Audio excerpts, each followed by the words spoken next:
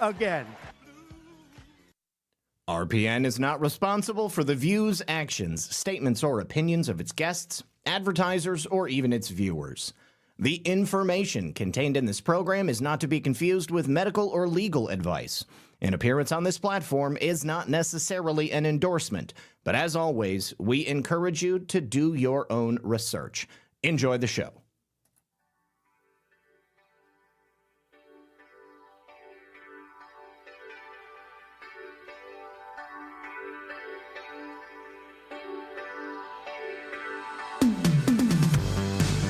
Good evening, everyone. And of course, welcome back.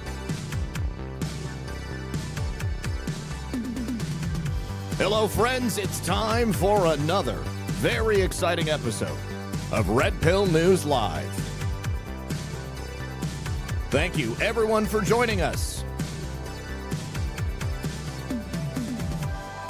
Well, it is a big day in America for election integrity. Now, how often have we said the true, worst, most evil, and vile threat to humanity, and certainly to the freedom and sovereignty of the people of the United States of America, is the unelected bureaucratic class of Washington, D.C. That is truly what the deep state is. And when President Trump mentioned that the slaughter decision was going to be the most important, knew he had something big in mind. Well, he has taken action and fired the Democrats on the Election Assistance Commission, a commission which claims to be politically abstinent, totally not going in one way or the other, but has, in fact, been helping to make sure elections get stolen every single time.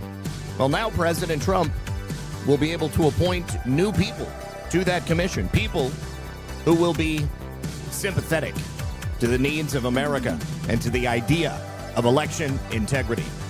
So do me a favor, sit back, relax, and grab your popcorn, because we're going to be right back after this. Science proves that a healthy immune system is the body's first defense against the smallest of ailments to the most catastrophic. Coriolus Versicolor is the most sought-after, all-natural supplement for both humans and pets to help boost the immune system. There are over 400 studies worldwide on its effectiveness in humans, including Sloan Kettering Cancer Center, MD Anderson Cancer Center, and now from the University of Pennsylvania School of Veterinary Medicine. Together, we can help reverse this terrible tide now plaguing your loved ones and give them the immune-boosting supplements that they need. 3 boys taught me 2 things. Summer is an adventure and bugs are relentless. As an herbalist, I know you don't need harsh chemicals to protect your family. Here at Tamarack Garden, we've got you covered with natural sunscreen, mosquito and tick repellent that's even safe for your pets, a salve to draw out bug bites, and soothing sunburn cream, all made with the power of plants. Because we think summer memories should last longer than the bug bites. Tamarack Garden, protect your family naturally and eat your weeds. All right, good afternoon, everyone. Hope you guys are having a great day. So, I want to put this out here right now into the ether, making it happen, manifesting. Maybe like 2 or 3 days ago. Maybe it was last weekend. I'm not exactly certain. Somebody tagged me on X and had put me basically in a thread that James Fishback, the candidate for governor down here in Florida, had posted on X that he would go on any podcast. He would do any interview anywhere. All you had to do was reach out. And so I said, hey, why the heck not? I haven't gotten an offer from anybody else who's running for governor in my state. So I reached out and I heard back from his team today. And I think it's going to be happening next week. So as soon as I have a date, I'll let you guys know. And if you live down here in Florida and you've got questions for him, even if you don't like him, I mean, especially if you don't like him, if you've got things that you want me to ask him, then all you got to do is let me know, and then we'll go ahead and ask him when he's here on the show. He will be here live. Oh, it was GGB. Thank you so much, GGB. I really appreciate that, because I wouldn't have seen it otherwise.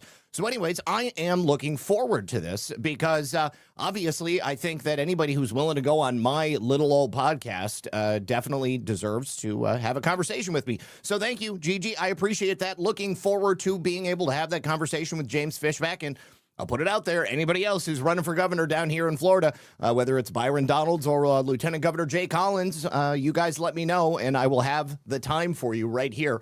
30-minute spot live at 5 p.m. Eastern on Monday through Friday, whatever it might be. Anyways, let us begin with a little bit of humor, because this ties directly into the story that we talked about yesterday when CNN read that fake tweet, unironically believing that Representative Jack Kimball was a real member of the U.S. House of Representatives. Somebody mentioned this particular moment, one of the funniest, the most seminal moment of getting owned by the mainstream media, in my opinion, in the history of the world. This was Asia Flight 214, and I'm just going to play it for you. Oh, hold on. It's going through the speakers of my screen, not going through the chat. There we go. Okay. All right. Here we go. We have new information now also on the plane crash. KTVU has just learned the names of the 4 pilots who were on board the flight. They are Captain Sum Ting Wong, Wee Tu Lo, Ho Li Fook, and Bang Ding Ao. The NTSB has confirmed these are the names of the pilots on board Flight 214 when it crashed. We are working to determine exactly what roles each of them played during the landing on Saturday. Like, number one, who's the fact checker? Where did they get that from? Number two, how did she read that without immediately bursting out laughing? Because it's so obvious that those are not real people. Yeah, it's totally fake, but this was a real broadcast. Anyways, Anarchist Owl says, hoot, hoot, did you see the female cop in... Yes, we talked about it yesterday. That's how we opened the show yesterday. We actually have an update for you on that today. Miller Biz says, Red Pill 78 News on Friday is the 9th wonder of the world. God bless Zach and Lisa. Thank you so much. Appreciate that. And then Principled Enigma, give me the names. I'll make a poem out of it. There you go. You can oh gosh, you guys, you're not even seeing what I intended for you to see. At least you heard it. Hold on. Let me fix that.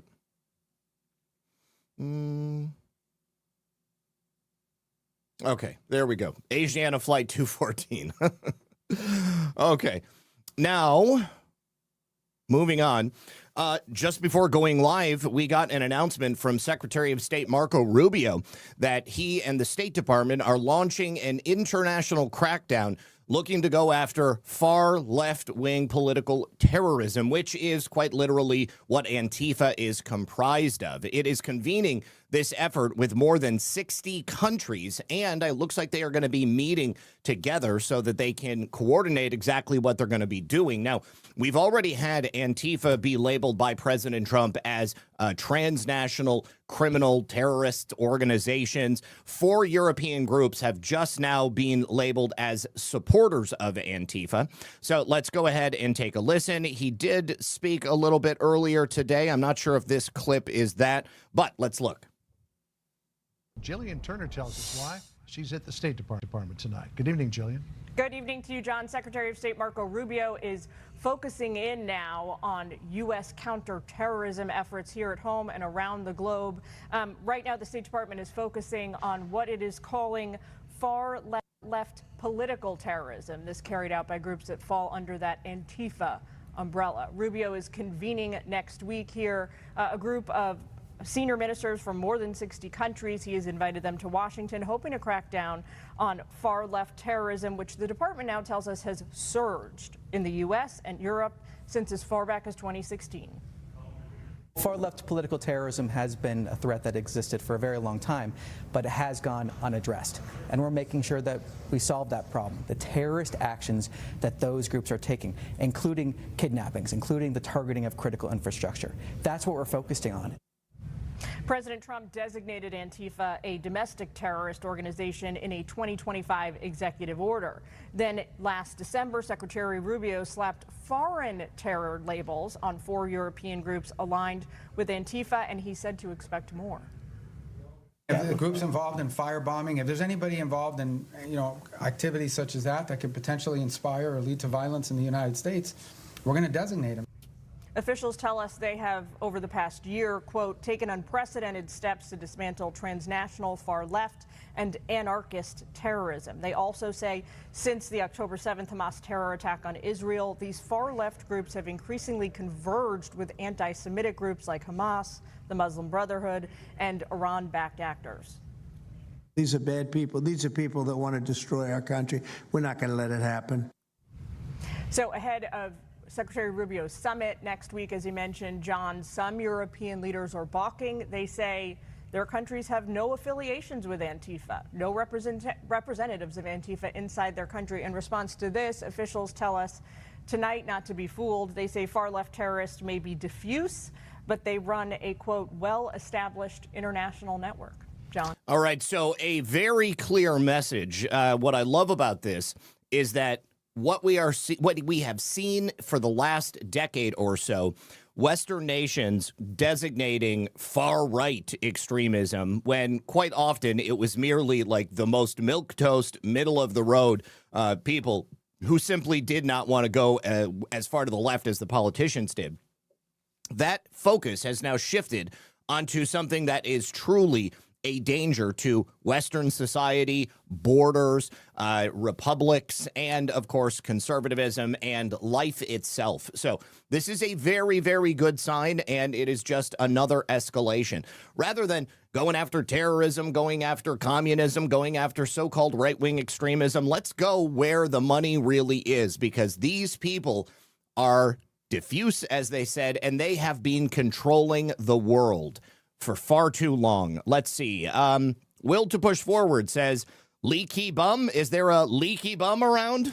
Lee Walden says, Dick Hertz from Holden.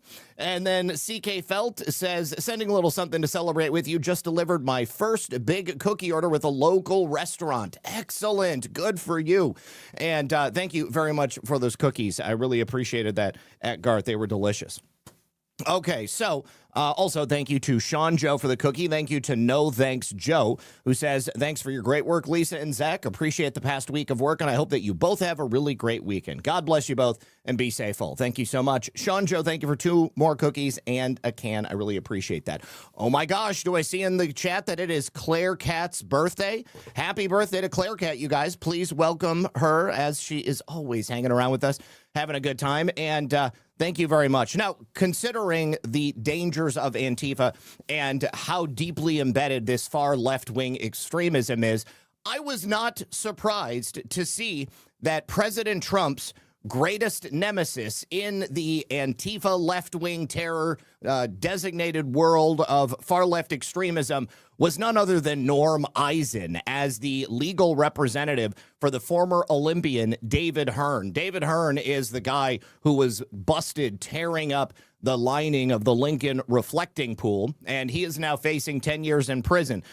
Norm Eisen is infecting himself in quite literally anything that has anything to do with going up against the Trump administration. So, again, I was not surprised to see him walking out with David. Was indicted for allegedly vandalizing the Lincoln Memorial reflecting pool, has pleaded not guilty to the felony charge. His lawyer blasting the Trump administration for pursuing the case. This indictment reflects the administration's effort to scapegoat Davey and to shift blame for their own failures. But U.S. Attorney Jeanine Pirro says park employees saw Hearn, quote, forcefully and violently pulling the pool liner with both hands. If convicted, Hearn faces up to 10 years behind bars. And now, it is Washington, D.C., so I don't know how likely it is that he's going to get 10 years in prison for destroying the reflecting pool. But Norm Eisen, if you don't remember, is the architect of the color revolution strategy. He was also college chums with Barack Obama, served in Obama's administration. Norm Eisen is evil incarnate, in my opinion. All right, now we do also need to get our latest on the Mitch McConnell situation. Earlier today, a carpet installer was seen at the home of Mitch McConnell and Elaine Chao. It appears that Elaine is preparing to put new carpet on the floors in the brownstone in Washington, D.C. Perhaps that could be because there was a mess that was made when Mitch fell and then went into cardiac arrest, or maybe it's because she wants to sell the property now that Mitch is no longer with us. Who knows? But we did get another statement from Mitch McConnell's office, and they claim that Mitch McConnell is now up and moving around. He's actually in rehab. And, of course, the rumors continue to persist that Mitch McConnell is either no longer with us or is brain dead, going into organ failure. But there is no clear messaging coming from anybody on this. And Desiree Townsend continues to set up outside of Mitch McConnell's home and at the hospital at George Washington. There are a number of other people who are doing the exact same thing. There have been a number of people who have been seen to come and go from Mitch McConnell's residence. I also made good on Mitch McConnell as a zombie. You can see that in the lower left-hand corner of the screen right there. So I will allow that to play. There is audio on this, but it's basically him just moaning and saying that he needs brains. So anyways, the latest that we're getting from the Mitch McConnell situation is that Mitch McConnell is now in rehab, and I would assume that's because he has, if he actually is alive, then he's going to have some sort of loss of mobility, perhaps maybe even a loss of oxygen to his brain, similar to a stroke. They may need to help him begin to learn how to move again. We still don't have any word from the governor's office of Kentucky. Governor Andy Beshear has also not heard from Mitch McConnell or his staff. So now all we can do is just continue to wait. However, we now do also have what appears to be video from the day that Mitch McConnell was wheeled, apparently lifelessly, out of his body, out of his brownstone, as the medics took him from that home and then put him into the back of the envelope, into the back of the ambulance. What the hell is wrong with me today? Anyways, it's quite clear from the video that Mitch McConnell is at best unconscious, at worst maybe dead. Doesn't seem that there is any sort of urgency when they are wheeling him out. The excellent care that you might expect a senior congressman from Kentucky would be receiving, especially after having a heart attack and being pronounced as coded at the scene of your home. I mean, I feel like they probably would have had a little bit more urgency about this if it was true that Mitch McConnell was actually alive. So let's take a look.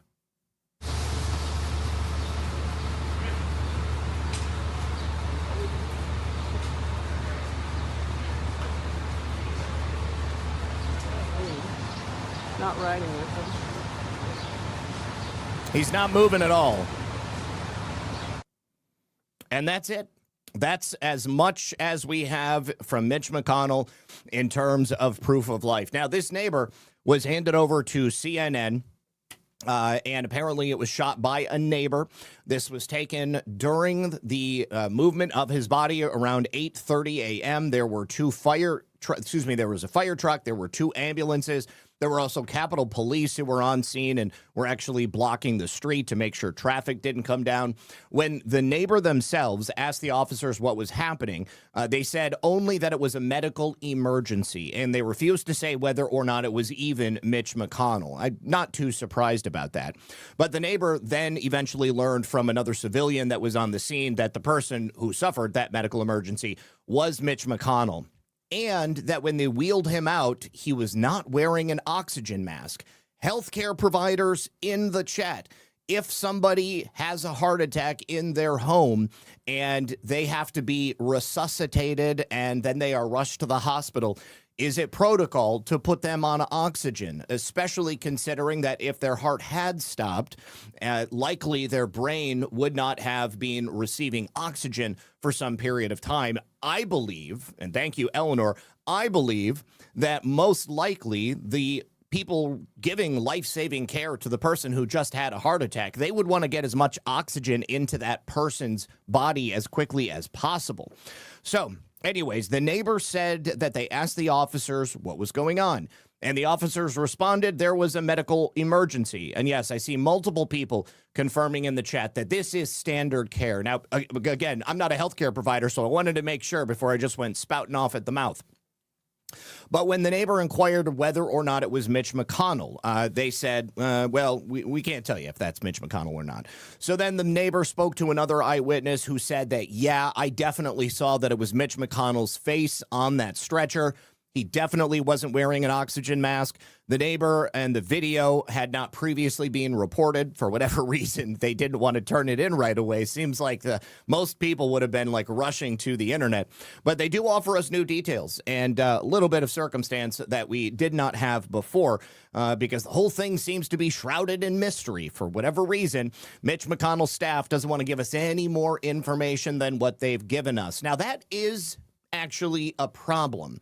And I believe that with Governor Andy Beshear sending that letter to Mitch McConnell's staff, he is creating a precedent to request that information. Now, if it was up to me, we would be getting the same type of thing from John Thune, because John Thune is now the leader of the Senate. Perhaps President Trump will want to do the same thing. If you know Sean Davis from the Federalist, he just said, hey, you know what? I'm going to go take a look at the Senate rules because, you know, the Senate is so hung up on their rules, guys. They always are talking about the rules. That's why we can't get rid of the filibuster. Even though the filibuster wasn't created by our founding fathers and was an arbitrary rule that was added at some time later, even though we can't pass things through reconciliation because of those pesky Byrd rules, even though because the Senate parliamentarian was hired by a Democrat, we can't get rid of her. It's supposed to be a position that she has for the rest of her life, like an emperor or something like that. Anyways, those are the rules. I didn't write them, John Thune continues to say. Well, let's take a look at the Senate rules. Why could a senator be absent? Under what circumstances is it permissible for them to be absent? Well, under paragraph 2 of Rule 4 in the standing rules of the Senate, it just so happens to say that no senator shall absent himself from the service of the Senate without leave. So rather than communicating through these secret phone calls, these 20-minute interval phone calls with people that he's supposedly so close with that they are the only ones who are allowed to talk to him, or through anonymous sources, not even naming the very staffers that are putting out these PR releases, Mitch McConnell, as a member of the Senate, per the rules of the Senate, has an obligation to disclose to that body itself, to this Senate, the very reasons for his extended absence and to request permission of the Senate to grant him that privilege of continued absence. Without that disclosure and request, absent the official asking, absent the official giving of that ability, and without explicit Senate approval for his extended absence, which, of course, if he was to ask, I'm sure that the Senate would grant it. I mean, John Thune was basically raised from a pup by Mitch McConnell. Mitch McConnell actually has an obligation to resign. He should resign as it is right now because the guy is older than dirt, and even if he's still alive, he basically doesn't know where he is most of the time. But he is required to make that request under the standing rules of the Senate. These are the rules. It is long past the time for the senators to actually follow them. So right here, Rule 4, quorum, absent senators may be sent for, which means that you may send someone to go get the senator if they don't show up to do work. Number 1, a quorum shall consist of a majority of the senators duly chosen and sworn. Number 2, no senator shall absent himself from the Senate without leave.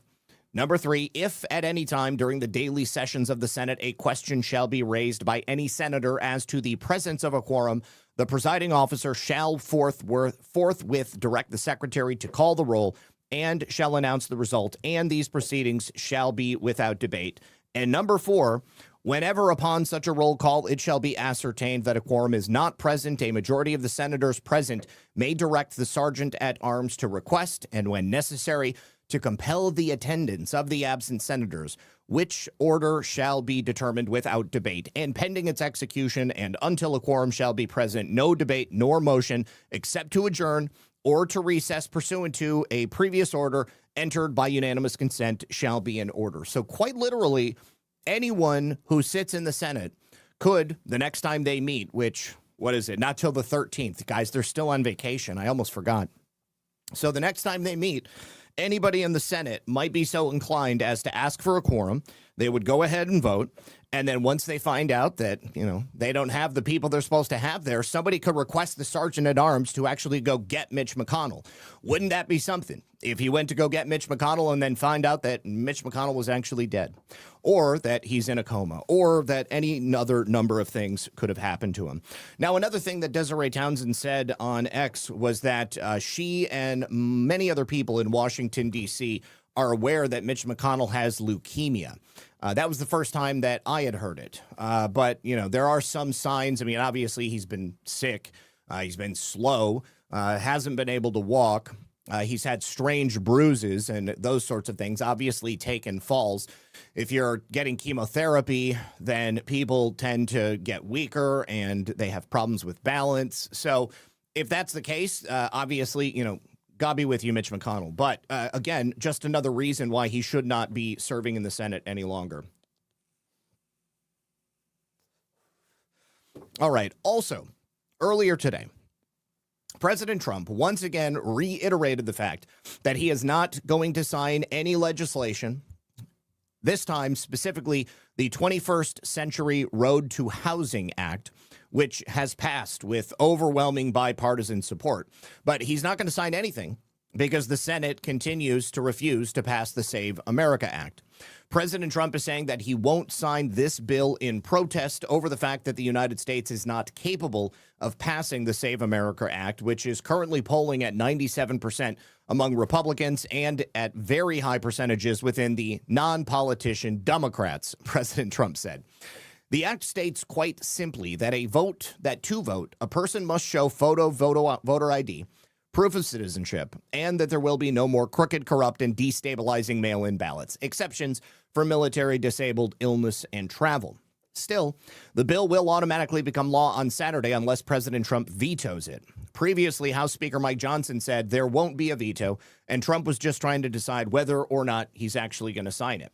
Now, President Trump described the Senate's failure as crazy, further demanding that the Senate terminate the filibuster and pass it, along with every other bill that true Republicans have ever dreamt of before it's too late.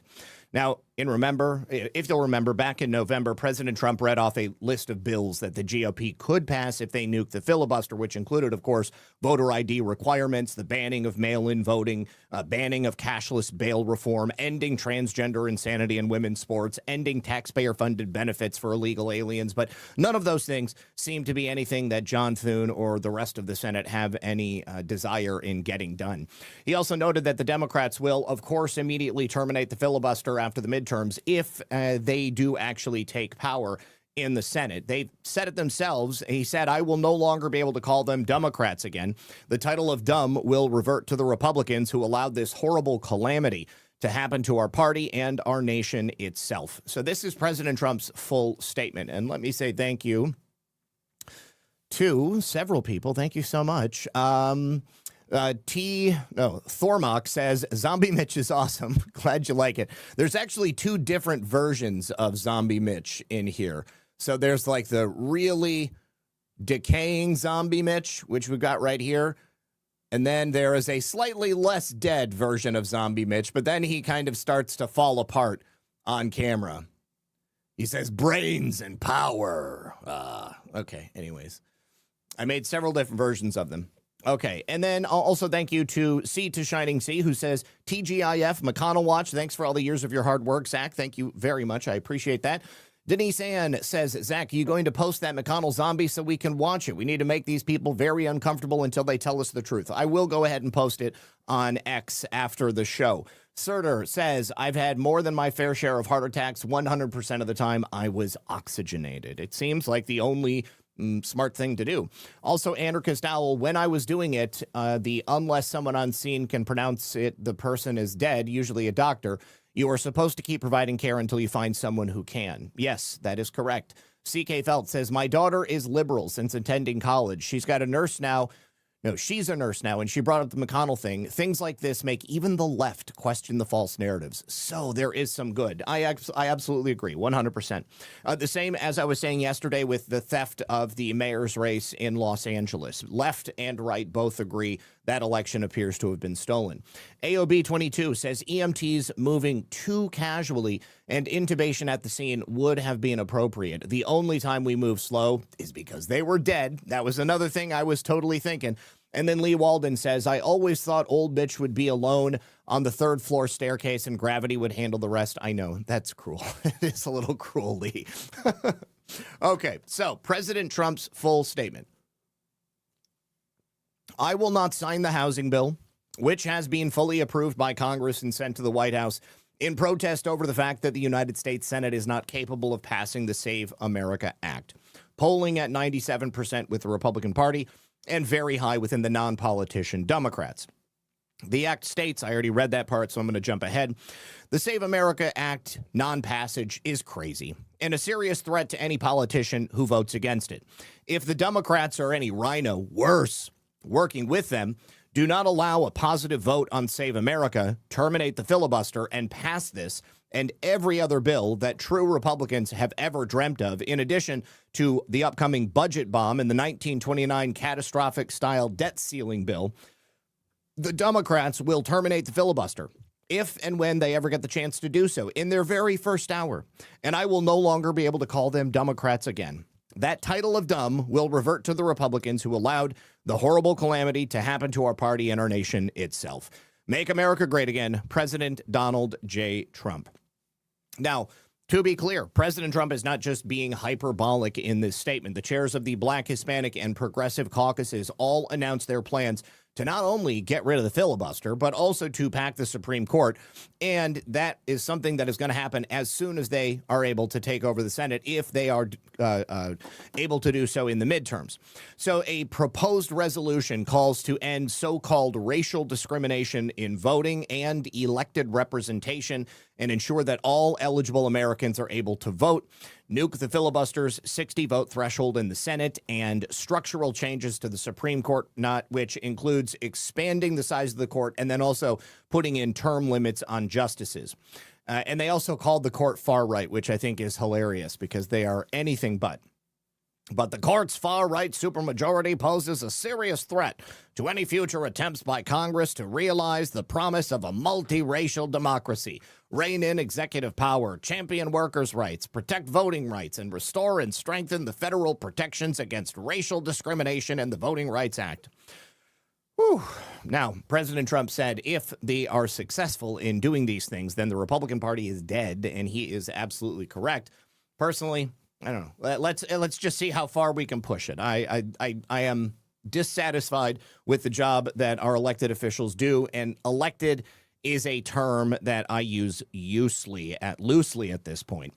All right. Now, I do have some good news, though, coming for you out of Minnesota. Do you remember the Somali fraudster Fahima Mahmood? Well, she has officially pled guilty to daycare fraud in Minneapolis after she stole millions of dollars. Now, she's the one who tried to flee the country. She was actually featured in Nick, what is his last name? Nick Shirley's documentary. And then she knew she was going to get charged. And so she tried to fly out of the country, but she was arrested at the airport. She was the one who ran the Future Leaders Early Learning Center. And she stole funds that were obviously meant to be for kids, about $3.7 million. Let's go ahead and take a listen. 5 months after she shut down her daycare, booked a flight to London, and was arrested by the FBI. Ms. Mahmoud, are you here to plead guilty today? 50-year-old Fahima Mahmoud admits she committed daycare fraud. Running Future Leaders Early Learning Center on 36th and Chicago Avenue in Minneapolis since 2015, Mahmoud collected the most Child Care Assistance Program, or CCAP, money in the state last year at $3.7 million. Dang. In federal court while entering her plea, Mahmoud and her attorney specified that there were children attending her daycare and that she has receipts. But the government didn't accuse her of inflating attendance at her center during the swift investigation that followed the attention in Minnesota placed on daycare fraud. Instead, the FBI learned from families that Mahamud did not charge them the required copay to receive CCAP money, which provided incentive for more families to sign up. By pleading guilty to conspiracy to defraud the United States, Mahamud admits receiving $4.63 million in taxpayer money with that scheme. Ms. Mahamud, any comment? Are you going to be able to pay back any of the money? That's not all. Mahamud also admits taking part in the Feeding Our Future meal fraud scheme, claiming to serve up to 60,000 meals per month to needy kids out of her daycare, fraudulently collecting another $850,000. And court papers say she diverted much of those taxpayer funds to buy real estate and go toward her other companies, like this autism center, which has generated another $3.1 million in taxpayer reimbursements over the last 5 years. What the government will seize when Mahamud is sentenced has not yet been determined. And all of it will be slightly complicated because the judge can go as low as 2 years in prison or close to 7 years in prison if she puts the daycare fraud and the meal program fraud terms back to back. Rena. Now, Lou, they used a different kind of prosecution. This went a little bit faster. Will we see something like that in the future? This was a faster investigation because they didn't have to do all the surveillance to see if she was overcounting or inflating her numbers of her attendance.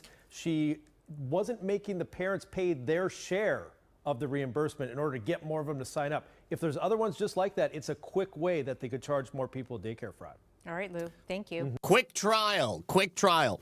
All right. So, as I've told you before, the state of Minneapolis does not have the ability to seize property. However, the federal government does.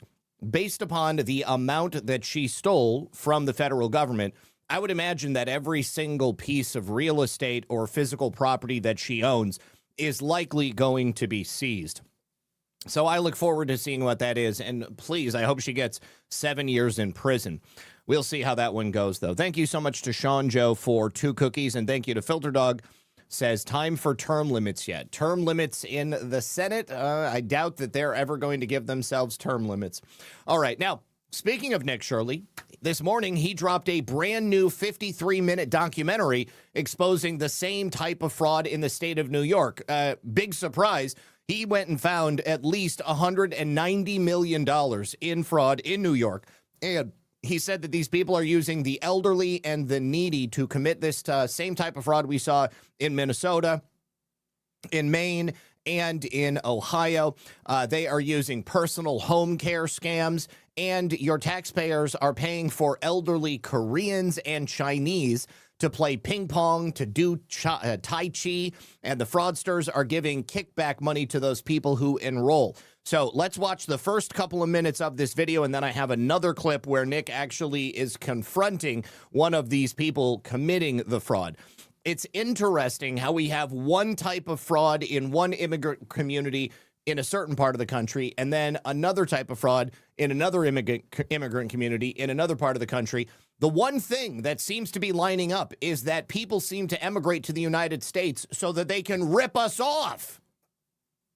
Like $12.9 million on 7,000 patients, and you say there's not 7,000 patients. Are you committing fraud? Does this daycare pay you to come here? Yogi. She just said yes. Here, 3 durable medical equipment companies were launched, and so we're wondering, like, where's the equipment at? Our tax dollars are paying for old people to do Tai Chi here inside of New York. So you might wonder, is that the best use of dollars, or are we better off paying for life-saving treatments in hospitals? One of the largest fraud schemes in America is taking place in New York City, as billions of dollars is being defrauded by organized Korean and Chinese mafias, along with other foreigners operating and stealing taxpayer dollars. They are using the elderly and the needy to bill the United States government billions of dollars at your expense. In the state of New York, government-funded personal assistance has become the #1 fastest growing industry in the state, going from $2.5 billion in 2019 to now nearly $12 billion in 2025. It is an industry full of fraudsters who have taken advantage of the system, and as New York City leads the state with funding and the amount of providers, locations like Flushing, Queens have more than 70 adult daycares within just a few blocks. some of these daycares receiving more than $40 million to watch the elderly play board games at the taxpayers' expense. And to see the fraud firsthand, we headed to an adult daycare who had received over $5 million, and they explained exactly how the fraud works and even led us to the main fraudsters in the area. Stay tuned because you're going to be shocked to see what our tax dollars are being spent on. We're heading. Holy jeez, man. You know, the one thing I don't care about for Lou Raguse, how Lou Raguse mentioned after all the attention that was paid to fraudsters in Minnesota, he didn't mention that it was all due to Nick Shirley. Nick Shirley is the guy who blew the lid off of all of this, and it has quite literally gone nationwide. Nick Shirley is responsible, essentially, for the creation of the Anti-Fraud Task Force. Nick Shirley is responsible for getting Dr. Oz to visit these locations with him. Nick Shirley is single-handedly responsible for showing how the untold billions of dollars that is being stolen from Americans. Nick Shirley could probably run for president in a couple of years. I'm not going to lie. Thank you to Untamed Nation for rating the stream. I appreciate it. Thank you very much, my friend. Oh, but yes, pretty amazing stuff here. Let's continue to watch just for another couple of minutes. One-stop senior daycare center. This place has billed $5.2 million in just 2025 alone, and they're averaging 276 beneficiaries per day, which is 5 times above the national average of just 48 beneficiaries a day. So they have 5 times the amount of people coming into this daycare each and every single day, and they billed $5.2 million. Let's go see what their operation looks like. It's on the 2nd floor. We're going in. Here we go. Hello, sir. Hello. How are you? Is this one-stop daycare center, right? Hi. Awesome. How are you doing, sir? Hi, how are you? Good. Nice to meet you. Yes. Amazing. We were wondering if we could check our grandma into daycare. Oh, okay. Okay, come, sit. And we have some questions as well. Yes. We were instantly welcomed in, and these individuals did something that no fraudster had ever done before and actually opened up and talked about their business. Now, it's super important to follow this conversation because they expose exactly how the fraud happens. Is there 270 people here today? No. No. Yeah. So right now, when was that? 2025. Yeah, last year, yeah. Last year. Majority of our members left. They left. Yeah. So last year was a big business. Yeah. Yeah, now it's like, less than that. You can check up for the current the billing. So what happened to all the people? Oh, yeah. To everywhere else. Everywhere that, maybe you guys know why you're here. You're searching for the fraud or claim or something, right? You guys chose the wrong place. Not here. I'm going to recommend. We have Oh, so you can tell us where the other fraud's at? We will, is this being recorded? Yeah. Okay, so we would love to, but we're very concerned. We were trying to maybe reach out to other actual, government agencies. Yeah. But we're very careful because it's a conflict of interest between us and other people. And other daycares. Yeah, But how cool they're like, oh, is it being recorded? Sweet. Oh, man. His recorder is in his glasses. He's got those Meta Ray-Ban glasses so that he can get great camera angles like this. Both of them are wearing those Meta Ray-Ban glasses. All right, so let's go from this, where obviously this guy is one of the good ones. He basically just told them, well, the reason we don't have all these people here is because they got poached by these other places who actually are doing the fraud. Let's go to one of those places, and perhaps Nick Shirley was given this information off camera. But here, this woman is totally freaking out that she's being exposed. Let's go ahead and take a look. The day Nick Shirley shows up to have an annual checkup, the odds of that happening are very, very slim. So you guys received $5.5 million in 2025. In your peak day, you guys have 341. Yeah, right here. So how come one day you guys had He was like, stop, what are you doing? Stop talking. 348 beneficiaries. No, I didn't answer. Can you give me permit? We don't need a permit to film. Yeah, this is America, babe. But do you think there is fraud taking place here inside some of these daycares, ma'am?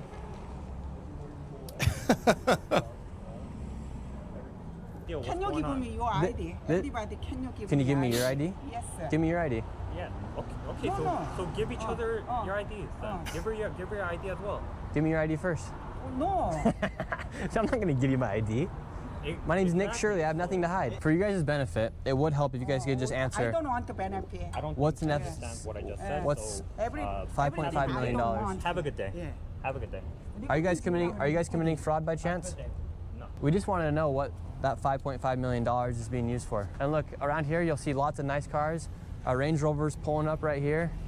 It's strange that you guys receive $5.5 million from Medicaid and can't answer a single question. They're freaking out right now.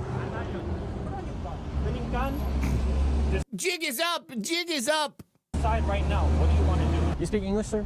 And nobody speaks English here. Yeah, all of our tax dollars are going to locations just like these. This comes straight from New York Medicaid. And all we're doing is simply asking where the money is going, because this is straight from New York Medicaid, but nobody will be able to answer any of our questions. This is New York State. This is a new investigation in a new state, New York State. Oh, now she's going to film him. Hello, ma'am. Do you want to answer any questions? $5.5 million went to this location. Good Lord. Oh, man. God bless Nick Shirley, man. I'm so happy that he's got the budget to go out there and keep doing this. The day Nick Shirley shows up to have an... Very, very good. Okay, so obviously we will continue to report on this in the coming days because I guarantee there is no mistaking the fact that this video is coming out. And remember, about a week ago, we got an announcement from Tom Homan that they are preparing to surge the state of New York. Okay? Guarantee this video comes out, and in the coming days, we are probably going to have a major federal presence in the state of New York. I'm sure the task force is going to be there. Obviously, Dr. Oz went with Nick to at least one of these locations. So everything that Nick found, the government already knows. This is awesome. Yeah. All right. Now, also, we have a new U.S. attorney in the Southern District of Texas, Aaron Reitz. I believe Aaron Reitz was actually a Republican that was running for the, was he running for Senate or Attorney General or Secretary of State in Texas? He was running for another office in Texas, but he didn't make it through the primary, and President Trump appointed him to be the new U.S. attorney for the SDTX. And Aaron said, "I am honored to serve as the chief federal law enforcement officer and lawyer for this mission-critical district. Our office will relentlessly combat violent crime, illegal immigration, drug and human trafficking, corruption, and fraud, and we will faithfully uphold the rule of law and protect the public." Things are about to get very bad for criminals in the Southern District of Texas. And here is the actual announcement from the U.S. Attorney's Office in Houston. Aaron Reitz took the oath of office. Reitz comes to the office from private practice with Hans Scarborough LLP, where he represented and counseled clients in litigation and investigations before federal and state courts and agencies, advised corporations, executives, and public entities on complex constitutional, regulatory, administrative, and commercial disputes. Prior to that, Reitz served as the presidentially appointed Senate-confirmed head of the Justice Department's Office of Legal Policy. I believe President Trump had appointed him to that. As the Assistant Attorney General over OLP, Reitz was charged with developing and implementing DOJ's significant policy initiatives, handling special projects that implicate the interests of multiple DOJ components, and serving as the primary policy advisor for the U.S. Attorney General. As Chief Regulatory Officer, Reitz also viewed and coordinated all regulations promulgated by DOJ. Lastly, he identified and vetted candidates for federal judgeships and coordinated the nomination and confirmation process with the White House and the Senate. Before DOJ, Reitz served as Senator Ted Cruz's chief of staff, where he oversaw domestic policy, legislative, communications, administrative, commerce committee, judiciary committee, and foreign relations committee teams, as well as several regional offices throughout the state of Texas. Reitz also previously served as Texas Attorney General Ken Paxton's deputy attorney general for legal strategy, where he planned, staffed, and executed the agency's most consequential affirmative lawsuits and legal initiatives on matters including immigration, federal, state, local relations, election integrity, voting rights, big tech, consumer protection, energy, and the U.S. and Texas constitutions. Reitz clerked for now Chief Justice Jimmy Blacklock of the Texas Supreme Court and practiced both corporate and commercial litigation in Houston and Austin. He's a graduate of the University of Texas School of Law. He was the president of the Texas Federalist Society and editor-in-chief of the Texas Review of Law and Politics. Before law school, he was an officer in the U.S. Marine Corps. He spent nearly 5 years on active duty and deployed to the northern Helmand province of Afghanistan, where he was embedded with the Afghan National Army. Reitz is still in the Marine Corps as a reserve major. As U.S. Attorney, Reitz is the chief federal law enforcement officer for one of the largest districts in the United States. The SDTX typically prosecutes more cases, more defendants than most other U.S. attorney offices nationwide, representing 43 counties and over 10 million people, covering 44,000 square miles. The district is comprised of 7 U.S. district court divisions in Houston, Galveston, Victoria, Corpus Christi, Brownsville, McAllen, and Laredo. All right, so I think that this guy is a good pick. I've been doing some research on him, and he seems totally based and definitely somebody that is going to have President Trump's back. So very, very excited to see what Aaron does with this position. Semper Fi, Marine. All right, now, I also have some very good news for you coming out of Minnesota. Remember the other day, I let you know about a foreign criminal and a pedophile and a sex offender who had repeatedly raped a 10-year-old girl, tried to buy her silence, and was just days away from being deported from the United States when the Democrats in Minnesota stepped in and had Tim Walz pardon him. Well, that left ICE and the government with no way to legally remove this man from the United States, as he was effectively no longer a person with a criminal record. Marco Rubio did not like that idea. He stepped in and he ended it. So according to the Department of Homeland Security, this Laotian illegal alien pedophile, Tolu Vang, repeatedly raped a 10-year-old girl in Minnesota back in 2004. He was issued a deportation order. Vang, of course, at the time blamed the child. He said, hey, it's just a cultural thing for men to marry and have sex with girls as young as 12. Never you mind that she was 10, not 12. So Tim Walz shielded him from deportation by giving him this pardon. Vang served 0 prison time after pleading guilty. Governor Tim Walz's decision to pardon an illegal alien convicted child rapist so he can remain in our country is disgusting, the DHS said. These are the criminal illegal aliens he and his Minnesota sanctuary politicians are protecting. Tolu Vang's lost his legal status following his conviction for repeatedly sexually assaulting a 10-year-old girl. Now, following that conviction, he was placed in removal proceedings and issued a final order of removal by a judge. This pardon will take away this child rapist's qualifying convictions that made him removable from the United States. Now, like I said, Marco Rubio, he said, I am not going to allow this to stand. Let's take a listen to Marco because he made a video letting Tim Walz and Tolu Vang know exactly just what was up.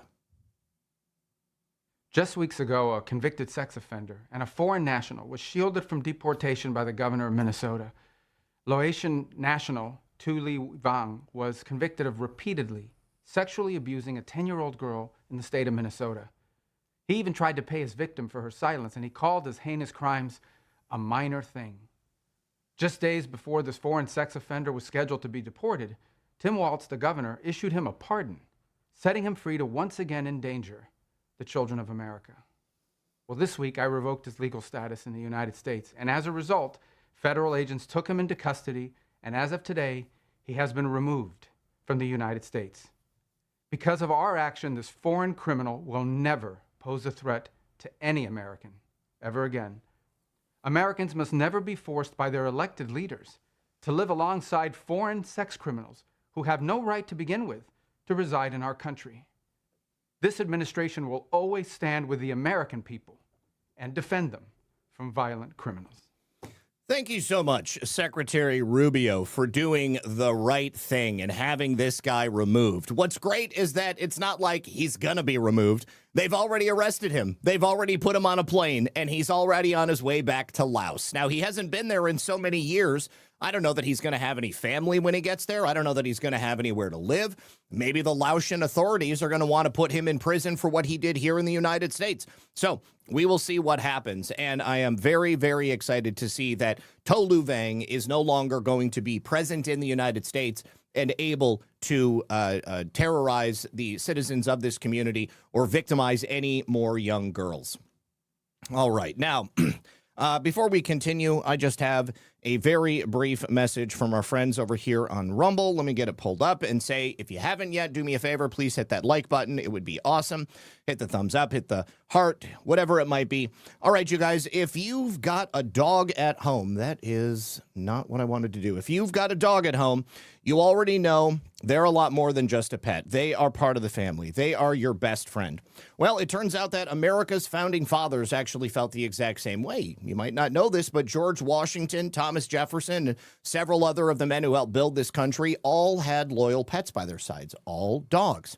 Some even traveled with them during the Revolutionary War and were there for some of the most incredible moments in American history. When I found out about this, I said, wow, that's actually a pretty cool thing because I love dogs, and it's obviously something that could help kids get interested in history. So as it turns out, there is, of course, a company called The Kids Guide, which is already doing this. They've got The Kids Guide to the Founders' Furry Friends, and it shares the true stories of these remarkable dogs that belong to America's founders. It's beautifully illustrated, it's easy for kids to enjoy, and it teaches them about the people who shaped our country through the stories of the companions that they loved the most. Let's be honest, getting kids excited about history isn't always easy, but you can tell them that they're about to learn about George Washington's dog. That might make it a little bit more fun, might get their attention. So I thought it was a genuinely clever idea, and if you've got kids or grandkids who love dogs like we do, then I think they're going to have a lot of fun with this. So they're running this special offer right now that includes the Kids Guide to the Founders' Furry Friends and some other freebies. And if that sounds like something that your family would enjoy, just head over to Free USA Dog Gift. Once again, that is Free USA Dog Gift. You can also use the QR code on screen. For anybody who's not on Rumble, freeusadoggift.com. Thank you very much to them. That's pretty sweet. And you know, when somebody is a pet lover, they are most likely not a narcissistic psychopath. People who don't love dogs, they make me nervous. Okay, so jumping back into the news. Ana Navarro, one of the morons on CNN who frequently likes to spout off nonsense about the administration, the actions of ICE, or perhaps trying to drum up sympathy for the left-wing wackadoos who put themselves into a position to get ventilated by a federal agent, was confronted about her so-called activism. And she lost her mind about this. Basically, the discussion centered around this latest ICE-involved shooting that we spoke about yesterday, Lorenzo Salgado Araujo. He was an illegal alien from Mexico. He tried to run over an ICE agent during a traffic stop, and he caught a bullet in the belly. Now, there have also been a video from a number of different angles of him running from law enforcement, running from ICE, driving erratically down the street, and putting other people in danger. He was fatally shot because he rammed an ICE vehicle. He refused to follow simple instructions. Verbal commands are something that you should probably listen to if you have federal agents standing in front of you with their weapons drawn. And especially do not attempt to run over an ICE agent, because if you do that, then you are probably going to get shot. So Ana Navarro was raging against ICE, raging against Border Patrol, and she started rattling off the names of people who have died as they were refusing to comply with the lawful orders of these agents. And former White House Trump staffer Caroline Sunshine interrupted and asked a very simple question, because Ana Navarro knew the names of all of these people who had been killed. I think it's only like 5. But she said, do you know the names as well of Americans who have been killed by illegal aliens? Do you have that list?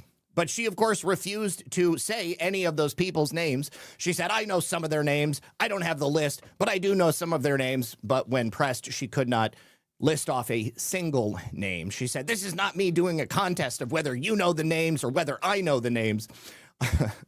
Anyways, she is a complete moron. And as I said yesterday, all of these Americans who have lost their lives because people like Ana Navarro, these ivory tower left-wing people on the mainstream media, or the politicians in Washington, D.C., or the Hollywood types who go online and proselytize about peace and love and about helping our fellow man, they don't really care about those things. They care about scoring some kind of brownie points or just simply doing what President Trump is not doing.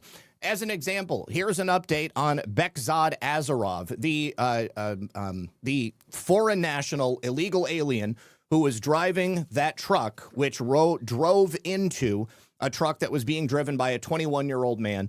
Right here, that 21-year-old man lost his life. This was in Madison County, Ohio. Toby Forsyth was his name. This Uzbeki illegal alien who did not speak any English and never should have been on the road was arraigned, and you're never going to believe it, but they are letting him out of jail. During the arraignment, we learned that Azarov's attorney had said that he had been with this company, the trucking company, for just about a year. He doesn't have a criminal record in the U.S. He's not aware of a criminal record in his home country of Uzbekistan, and he has a spotless driving record. Now, just because you have a spotless driving record doesn't mean that you drive well. And when you don't speak English, that is obviously a major, major impediment to you following our traffic laws. So here he is. They are going to be letting him out with an ankle monitor. And short and sweet. They gave him a small bond. He posted that bond, and he gets to go home. Meanwhile, of course, Toby doesn't get to go home. Toby's Forsyth, Anna Navarro, just in case you're wondering if you want to write down a name at some point in the future. Now, also, another Uzbekistan native has spoken out on Azarov's behalf. And he said he wasn't trying to hide evidence or obstruct an investigation when he ripped the dash cam out of his vehicle and then stuffed it in his pocket before the police could get it. No, he was trying to protect the information because, well, he had just been in a terrible car accident, and apparently he was worried about the damage to the camera.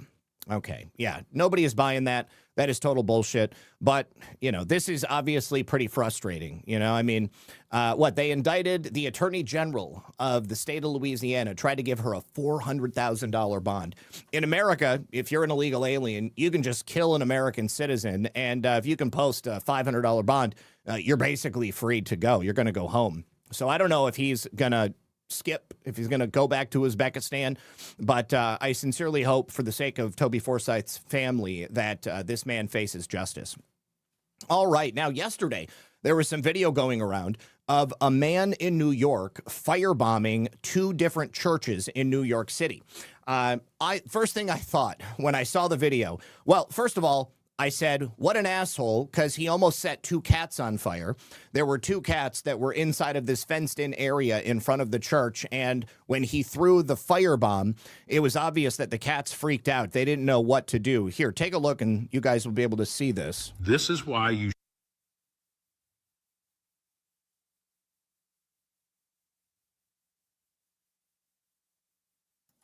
Okay, let me make this full screen. Okay, so you've got 4 men standing here. As soon as I saw them, I said, I guarantee you they're illegals. Guarantee you they're not Americans. And then this one right here, who's wearing the darkest clothing, he takes a Molotov cocktail and lights it and then throws it at this church. But inside this gated area, there are 2 cats that are completely trapped. I don't know if they lived. So, yeah, he pulls it out. And it's like he's preparing it right there. Don't know what they're talking about. But I bet you he's like, I'm going to go firebomb this church. And they're like, sure, son. That's funny. Go ahead and do it. They're obviously pointing at the church. So it's obvious that I think they know exactly what he's planning on doing. Let me speed this up a little bit. No, here it goes. Throws it. Boom. Okay, now we're going to see it from a different angle, and from that different angle, from the left, or I guess from his right, you'll be able to see that there were cats there, right here. Okay, so right here, you can see these kitties right in front of the fence. They've got nowhere to go, these poor cats. If this guy killed those cats, it makes me even more angry.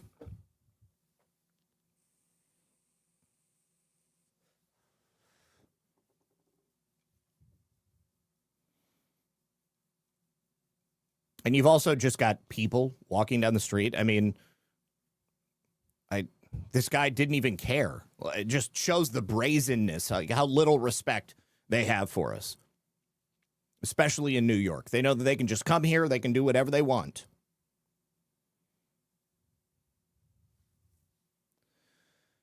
And then after he throws the cocktail, you'll see these cats run for their lives, huddling in the corner over here.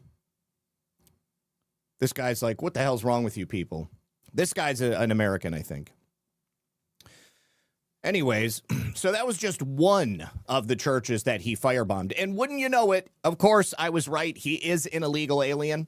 He's from Guyana. His name is Yogesh Sayarangi.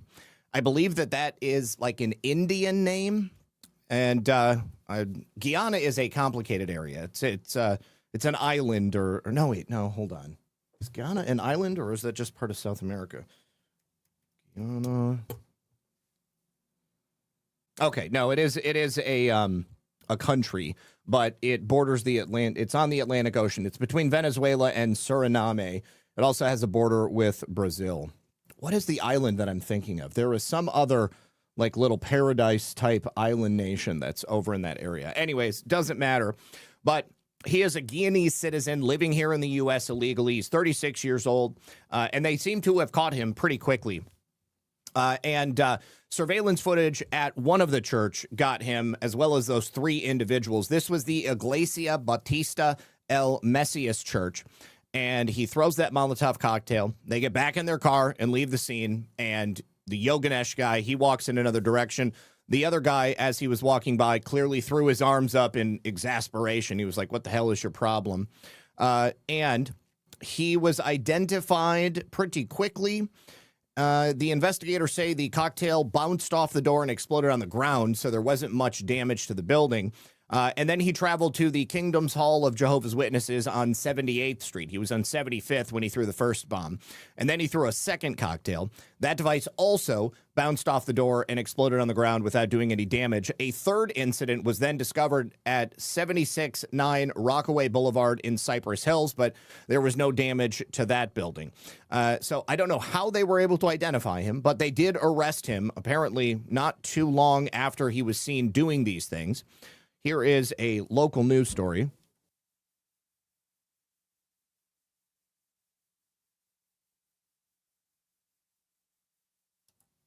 A 36-year-old man is in police custody after investigators say he threw Molotov cocktails at two churches in Queens. Police say he first targeted a Baptist church in Ozone Park, where the device exploded and sparked a small fire.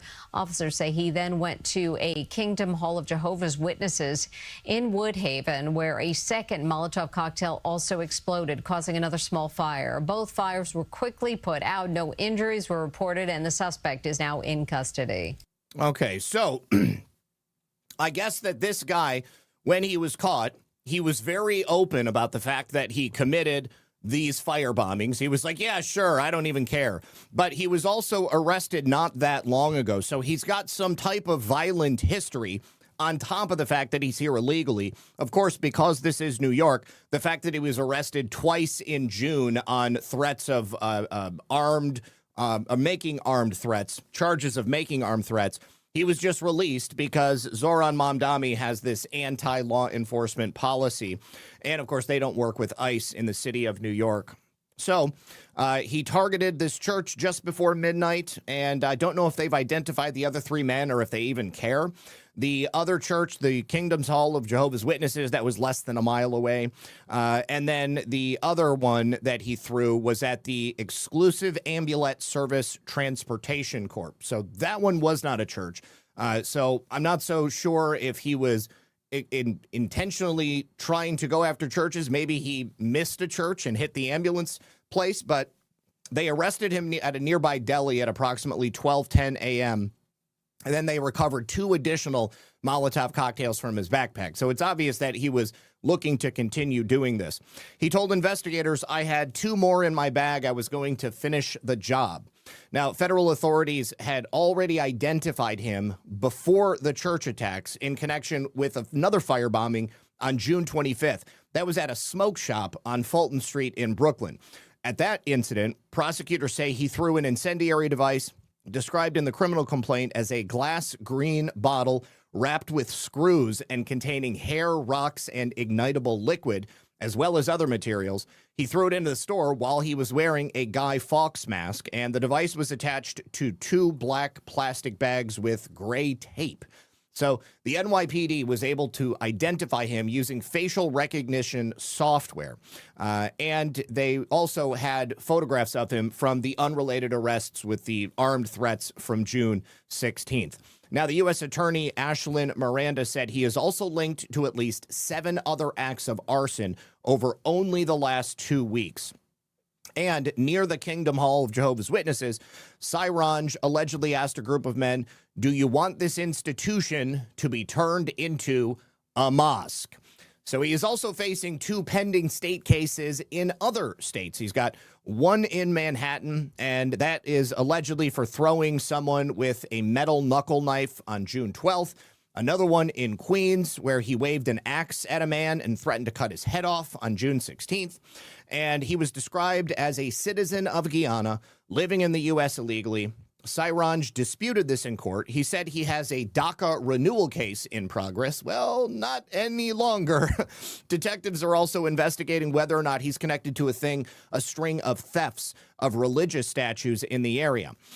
So, sounds like he's a Muslim living here illegally and looking to do damage to any house of worship that is not a Muslim mosque. Can't say that I'm super shocked about it. So, there is, of course, a problem in the city of New York that I think is only going to get worse. They were already bad enough with law enforcement because of the policies of the state of New York. But since Zohran Mamdani took over, they have gone even further to the left. As I've said before, I actually think that's a good thing because the citizens of New York need to realize how much worse their lives can get under communist rule, under socialist influence. Now, shortly after Mamdani took office, the lack of support that he has among, the lack of support that he has for police came pretty obvious. On January 26th, NYPD officers responding to a 911 call for medical assistance during a mental health crisis encountered a 22-year-old by the name of Jabez Chakraborty, also does not sound American, advancing towards them with a kitchen knife inside of his Queens home. An officer opened fire, shot this guy multiple times before he was stabbed.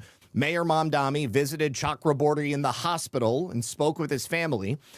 People have said that Mamdani visited the victim, who was actually the perpetrator, but he never bothered to speak with the police officer who was forced to shoot this guy, which is kind of a bad look for the mayor of New York. So Mamdani has proposed a Department of Public Safety. This is what the socialists always do. They want to defund the police. They want to put that money into social workers going out with clipboards. I say go for it, because those social workers going out with clipboards are undoubtedly going to be populated with blue-haired leftist trans-Tifa types, and they're probably not going to get along too well with the people who would otherwise be arrested by the police. They will probably meet their demise at the end of a machete blade or at the tip of an axe. And of course, as I said, these people need to understand just how bad their lives will get if they truly are gifted with the scourge of socialism. So, critics argue that Mamdani's plans would divert resources from law enforcement because these community workers would, of course, be unarmed. They would really lack any authority to do anything at all. And if they have to respond to a violent situation, they will then end up becoming the victims of these perpetrators of violence. Mamdani has also reversed a planned 580 NYPD expansion for the budget year of 2027. The Police Benevolent Association said the decision would, of course, worsen officer burnout and staffing crisis, which they are currently undergoing. Liberal allies of Mamdani have criticized him for not doing more to cut the budget of the NYPD and further defund the department. During the first 6 months of his administration, the Department of Homeland Security repeatedly condemned New York City and New York State for refusing to honor ICE detainers.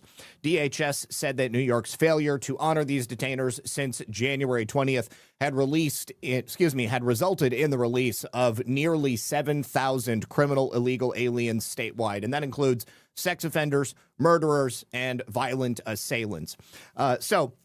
This is another reason why we are likely going to see a massive surge of ICE, Homeland Security investigations, Border Patrol. All of these federal agents are going to be forced to come into the city of New York, and they're going to have to do the work that the NYPD is unable to do because they simply don't have the manpower. And the people who are working there, if they're not corrupt, they're going to be burnt out, and they're basically not going to have the mental bandwidth to do the job that is necessary.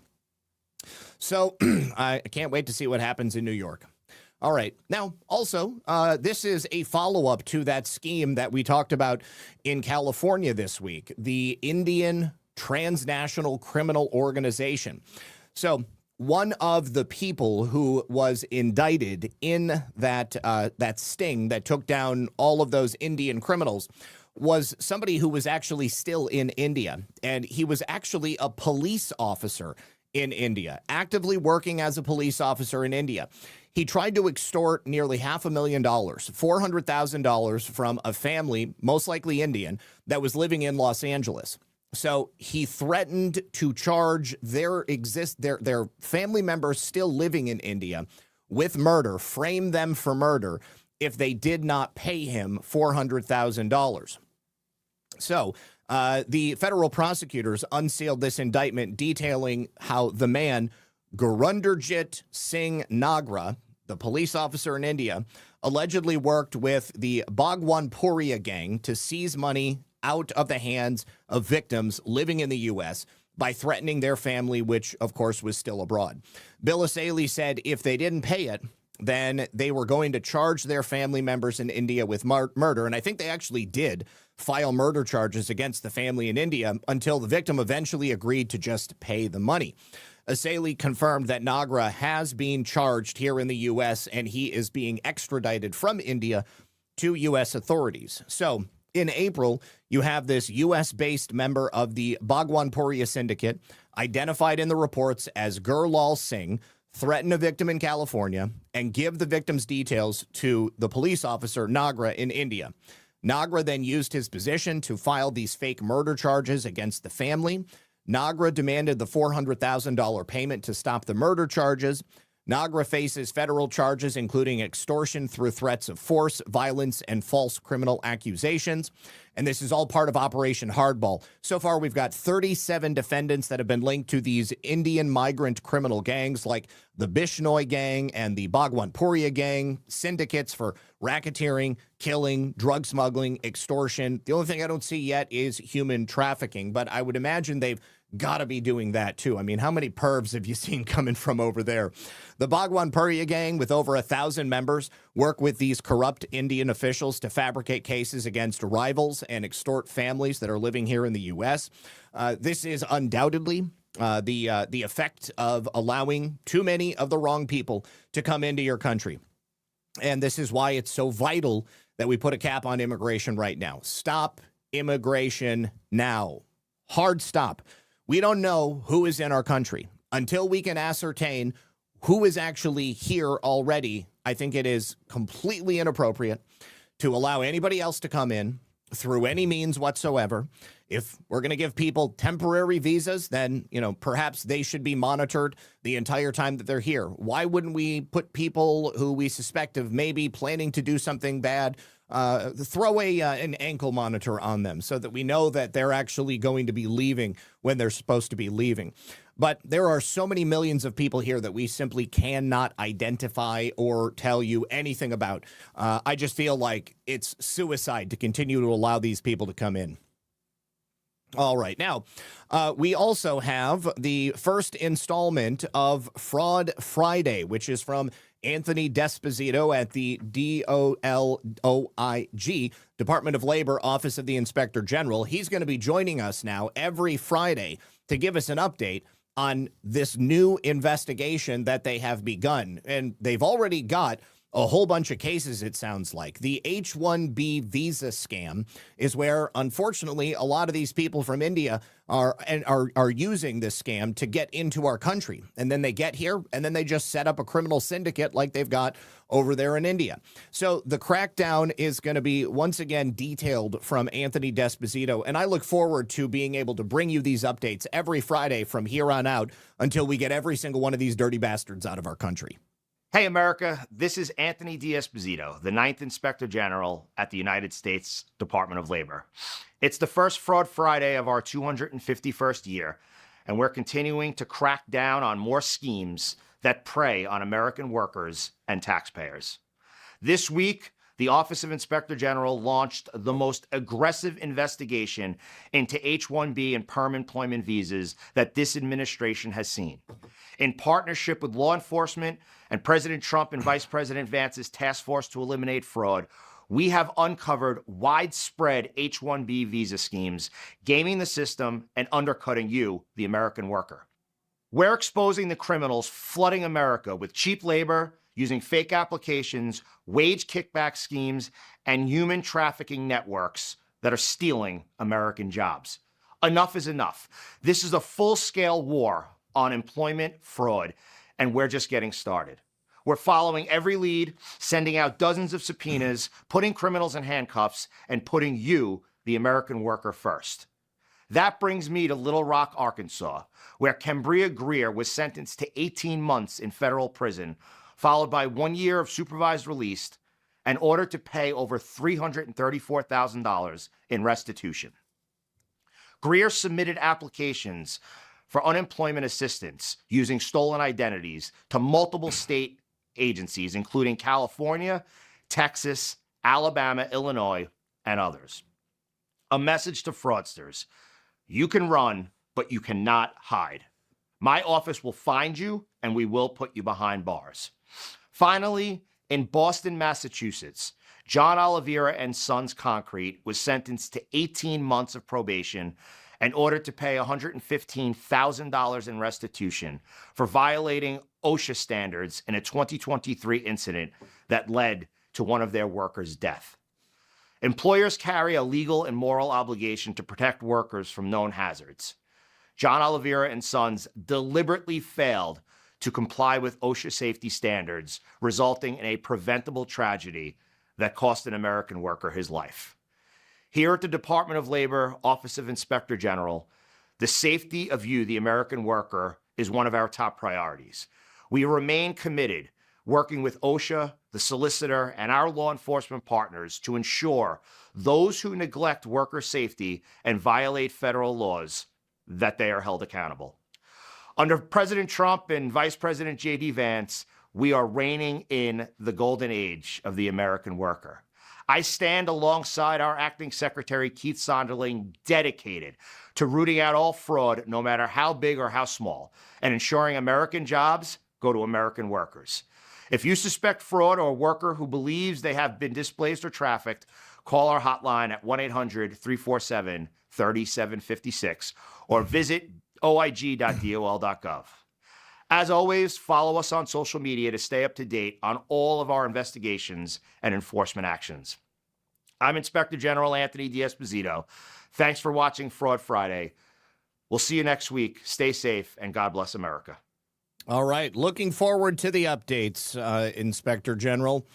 And as I have shown you a number of tools you yourself can use to identify businesses that are engaging in employment fraud in your area, I would encourage you to also reach out to them if you think you have come upon a company that is either hiring illegal workers, using the identities of Americans to get them shielded on the job site, builders and construction outfits that are using this illegal labor, up to and including as many H-1B visa fraud outfits as you can possibly find. We collectively need to come together to help the government do this, because they obviously only have so much investigative power and people to go out and find this themselves. If we want to make the golden age happen, guys, then I think that we need to be actively a part of making sure that it does. All right. Now, as we have discussed on a number of occasions, the surveillance state appears to have become a reality in the last couple of years. Flock cameras are probably the biggest outward indication that people are talking about right now. But Flock is not the only game in town. There are a number of these surveillance cameras that are being put up in communities all around America. Flock just happens to be probably the largest vendor of them. There are a number of different groups that are going around in the dead of night and cutting Flock cameras down. Now, if they don't get caught, of course, nothing is going to happen to them. But if they do get caught, then it appears that local municipalities are going after them pretty hard. So, of course, I would never suggest that anybody go out and break the law. But I would suggest that people definitely check their OPSEC, because if you do happen to be somebody who feels the need to do something like this, the last thing you want is to get wrapped up in a legal case. But the last thing you want to do is get wrapped up in a legal case if you are a cop who is misusing the tools that you are given with these types of security surveillance systems. I've probably reported on 3 or 4 different cases of police officers who have done just that, abused these security and surveillance systems to spy on ex-girlfriends or chicks they saw at the gym. Totally inappropriate use. And, of course, when it happens, these police officers are violating the rights of the people that they are spying upon, and those people are going to have cases against the departments and maybe against these cops individually.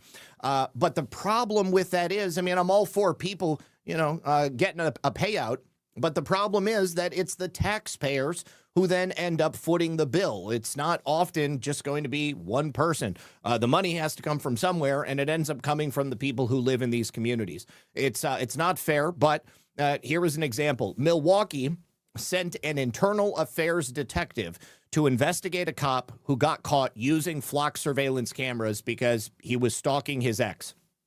The twist is that the same internal affairs detective has now been charged with using the exact same Flock camera systems to stalk people himself. Maybe this is too much power. Maybe when you have the ability to drill down on the location of women that you are obsessed with or men that you are obsessed with, people should simply not have the ability to do this, because it seems like people just can't keep their hands out of the cookie jar. Now, what's even worse is this same internal affairs detective also planted a GPS tracker on a victim's car. The investigator was a stalker as well. The same man that they entrusted to investigate another stalker who just so happened to be a cop, allegedly running his own stalking operation at the exact same time. This seems like the scariest manifestation of gang stalking, right? I mean, like, how easy is it now for people to be gang stalked when you can just pull up their movements everywhere on cameras?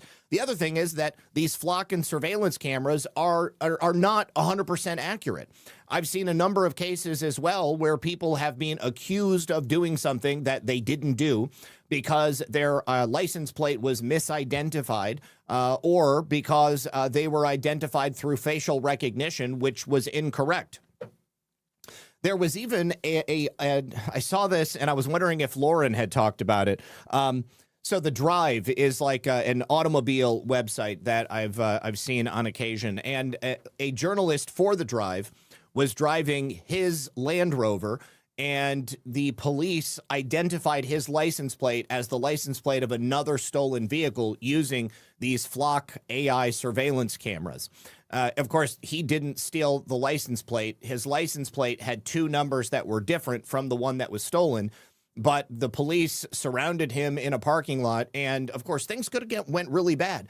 I saw another one where a guy had basically bought his dream truck, and the police used Flock to identify this truck also as having been stolen, and they surrounded him in a parking lot, and they actually, crashed into his vehicle to stop it from going anywhere. Like, they damaged his vehicle, and then they refused to pay for it. This is the kind of bad police work that I feel has to be called out when it happens. Anyways, the detective is Tahungry Chapman. Tahungry Chapman. He's a 22-year veteran of the Milwaukee Police Department. In December, Internal Affairs assigned him to investigate Officer Josu Ayala. Maybe it's the people they're hiring as cops. I don't know. He was using the department's flock license plate cameras over 200 times to stalk his ex-girlfriend. Ayala pled guilty. He gets sentenced next week. 2 months into that investigation, an anonymous call came in, and somebody was terrified that a detective from the police department was digging into their family's personal investigation, and they had found this GPS tracker on their car. The victim was so afraid of what that cop would do to them, they refused to even say their name. The audit then found Chapman, who was the internal affairs detective, had run that victim's license plate through the flock camera system 17 times, pulling 17 reports on the family going back 6 years. He then searched another person's plate 3 times in a single day, and when the system required him to log a reason for every search, he typed test and training. So prosecutors say he admitted to all of it, including the flock tracking, the GPS device on the car, all of it. He is now being charged with felony misconduct in office, and he's probably not going to be a cop anymore. Good riddance. Was part of an exclusive group of detectives assigned to investigate misconduct by fellow officers. But prosecutors say he was the one breaking the law, spying on citizens with city-owned cameras and a personal GPS device. Derek Rose is tracking those developments in the flock camera spying scandal. And Derek, this detective has 22 years of service. Yeah, Blake, it is rare to see someone from Internal Affairs and its division face criminal charges given the nature of their job. But prosecutors say an IA detective admitted himself to violating policy and the law just before he was assigned to investigate a fellow officer for abusing department resources. At the corner of Teutonia and Elm are some of the most sensitive police investigations, the home of Internal Affairs and the detectives who investigate fellow officers accused of misconduct. It's where they dug into the case of Josue Ayala, an officer suspected of using city-owned flock camera license plate readers to track the movements of an ex and the ex's new love interest. The Ayala investigation triggered an internal audit of the flock system department-wide. Court records show that audit revealed Detective Tahungry Chapman used the system to track the movements of 2 citizens 20 times between January 2024 and January 2025.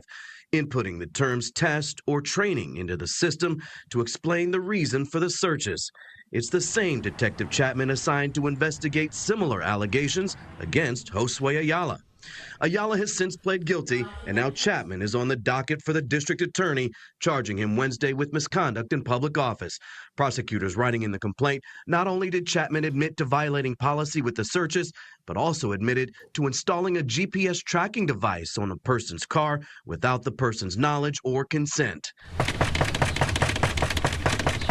Chapman did not answer the door when 12 News showed up to his home hours after prosecutors filed the complaint. But in that complaint, they described Chapman as emotional and embarrassed about his actions and the impact those actions would have on the department. And we requested Chapman's official department photo. We're still waiting on that picture tonight. Meanwhile, Chapman is not in police custody. Court records show he's hired attorney Michael Hart, who has represented other Milwaukee police officers. He's due in court next week. According to police officials, Chapman is on full suspension. Now, what is most important to me in circumstances like this is that when cops lose their jobs, that firing needs to follow them wherever they go. Obviously, if he gets fired, he may or may not lose his certification to be a police officer. I personally think that in cases of gross misconduct like this, people should not be allowed to become cops ever again. But frequently what ends up happening is that the department will give them, the ability to separate without actually being fired, or they allow them to retire, or they write some sort of benign reason for the separation on their paperwork so that they can then move to another state, become a cop someplace else, and then they never have to tell the new department why it was that they had to leave their last job. But personally, I think that these 2 cops right here and the police that we were talking about yesterday, they do not have the temperament to become police officer, and they should not be allowed to be police after that.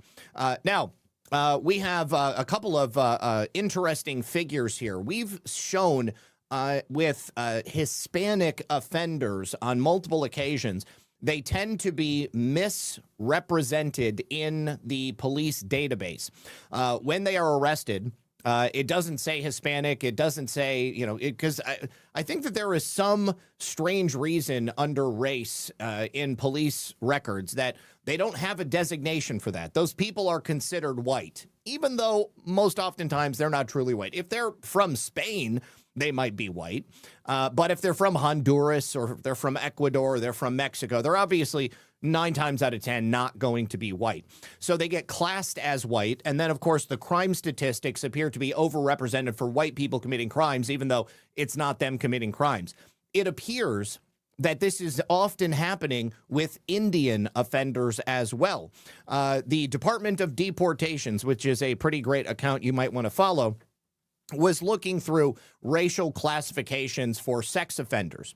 And they found that out of just a sample of 760 Indian sex offenders, 627 of them, which is 83% of the sample, are listed as being a different ethnicity than Indian. 71% of those Indians were listed as being white.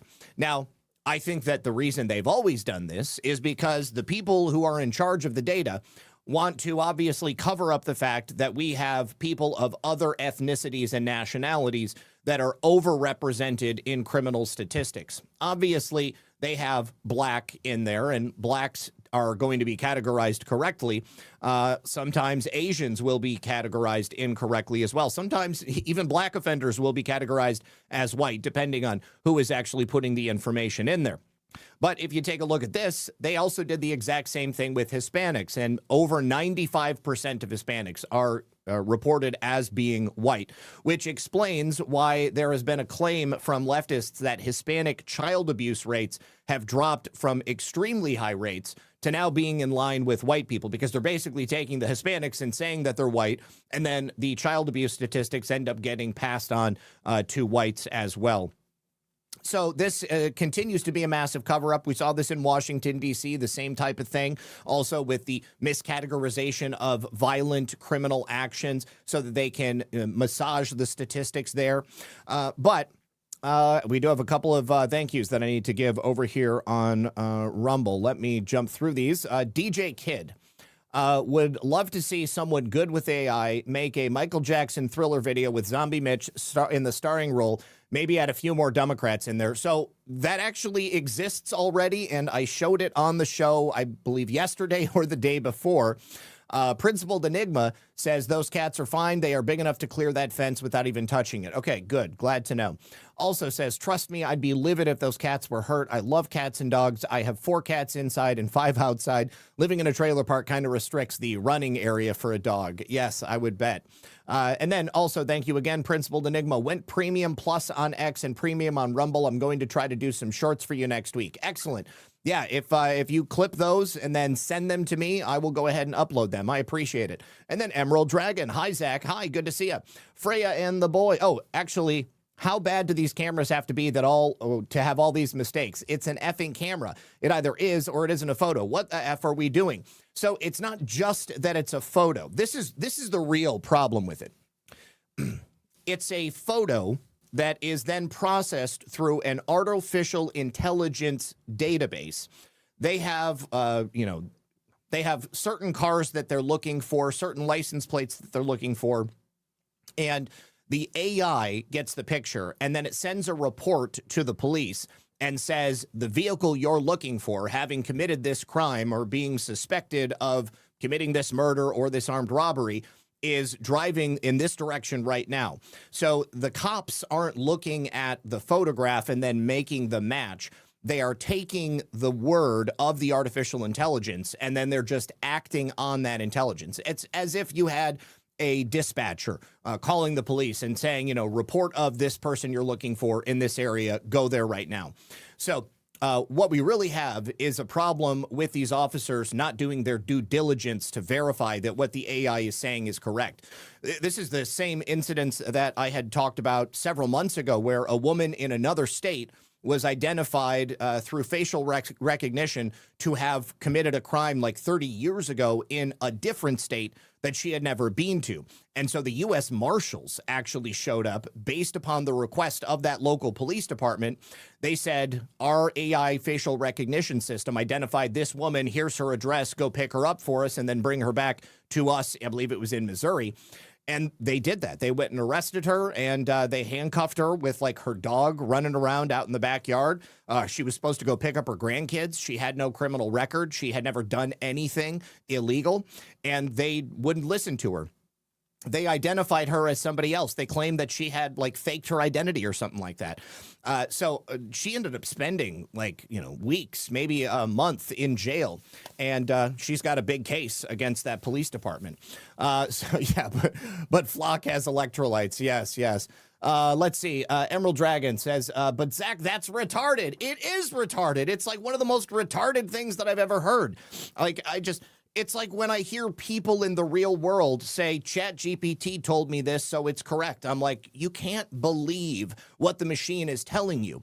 I mean, it's like people unironically just saying that CNN told them something was correct. Like, there are so many lies that are out there in this world, and there are obviously certain sources of information that are going to have an incentive to lie to you. And the artificial intelligence, it believes itself to be correct. It will emphatically defend its incorrect position to you, even if you challenge it. Sometimes you can get it to admit that it was wrong, but up until that moment, it was believing it was 100% correct. So police cannot just trust what the AI is telling them. It's like Logan's Run. Like at some point, we're just going to be, looking to the AI and having it tell us who we're supposed to kill so that we can keep eating on a regular basis. Freya and the boys, a lot of times it's not just the cop necessarily, but the culture in their police departments act. It starts at the top and trickles down. It does, and you're absolutely correct. I mean, and this is why I'm not saying, with a broad brush, all cops. I mean, it's like specific individuals. And of course, if you've got an attitude amongst a group of cops in a department, you can almost certainly say that leadership has something to do with it. That should be without saying, Freya. Because culture obviously is going to play a huge role in how an officer is going to do his job. If they're not taught properly, how to handle a situation, if they don't have the requisite knowledge of the Bill of Rights or the Constitution, or they've never been shown how to handle a particular circumstance where somebody else knows more than they do, yeah, clearly, this is obviously a lot bigger than just one bad individual. You're talking about a system within a system within a system, and these are all going to be individual cases. So again, that's why I always say, I'm never the guy who's going to say all cops are bastards or that all cops are bad or all cops are corrupt. I've known good cops and I've known bad cops. Thank you again to you guys. Appreciate that. Okay, so here is the big news of the day. The slaughter decision allowed President Trump to make a very, very powerful move. He fired all of the Democrat members of the U.S. Election Assistance Commission. Now, here is President Trump talking about the importance of that slaughter decision, if you'll remember, in the wake of that massive reveal from the Supreme Court. The slaughter case was the big case today. That was really a big case because it gave strength to presidents and strength to the presidency, a very important case. It's been going on for almost 100 years, think of that, and this was the ruling that really topped everything by a lot today, yeah.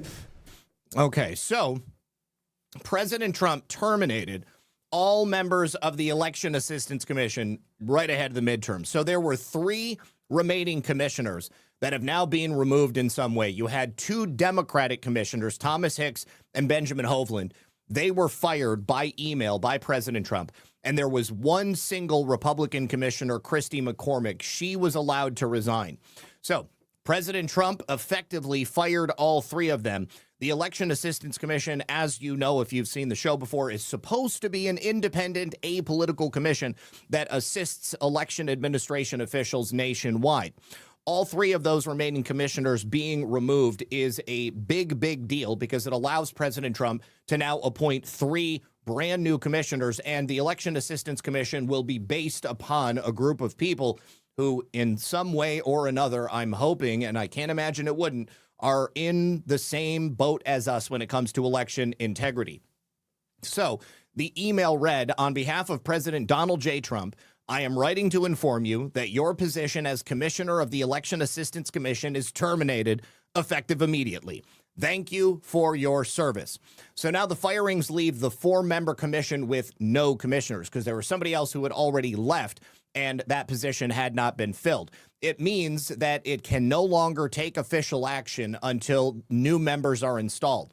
Now, the other Election Assistance Commission member was also a Republican, and they also voluntarily left earlier this year. Not exactly certain of the circumstances surrounding that. Perhaps they could sense which way the wind was blowing. Maybe they just didn't want to have the hassle anymore. But commissioners are required to be notified by the president based upon recommendations from the Republican and Democratic leadership in the House and the Senate, and no more than 2 commissioners can serve from either party at any one time. G. Fontes, thank you. He says Pasco County, Florida Sheriff's Office settled a 4 plaintiffs' class action lawsuit a few years back over the harassment of them via faulty AI policing software they agreed to quit using, along with... There's another one coming, and I will read that in just a moment. All right. Now, while we're waiting for that to come through and we are talking about election integrity, we have a bit of background that I want to give you on the Election Assistance Commission, because this is such an important thing that has happened. President Trump, of course, knows that we can't win elections unless they are free and fair. And the left, the communists, can't win elections without cheating. So the Election Assistance Commission had played quite a role in helping to ensure that elections remained stolen all across America. That is obviously something that we need to take care of as soon as possible. So between paper ballots, very, very important, paper ballots, and I think maybe even more important, the mail-in voting. We're going to end mail-in voting. It's a fraud. If you have mail-in vote, even Jimmy Carter with this commission, they set it up. He said the one thing about mail-in voting, you will never have an honest election if you have mail-in. And it's time that the Republicans get tough and stop it, because the Democrats want it.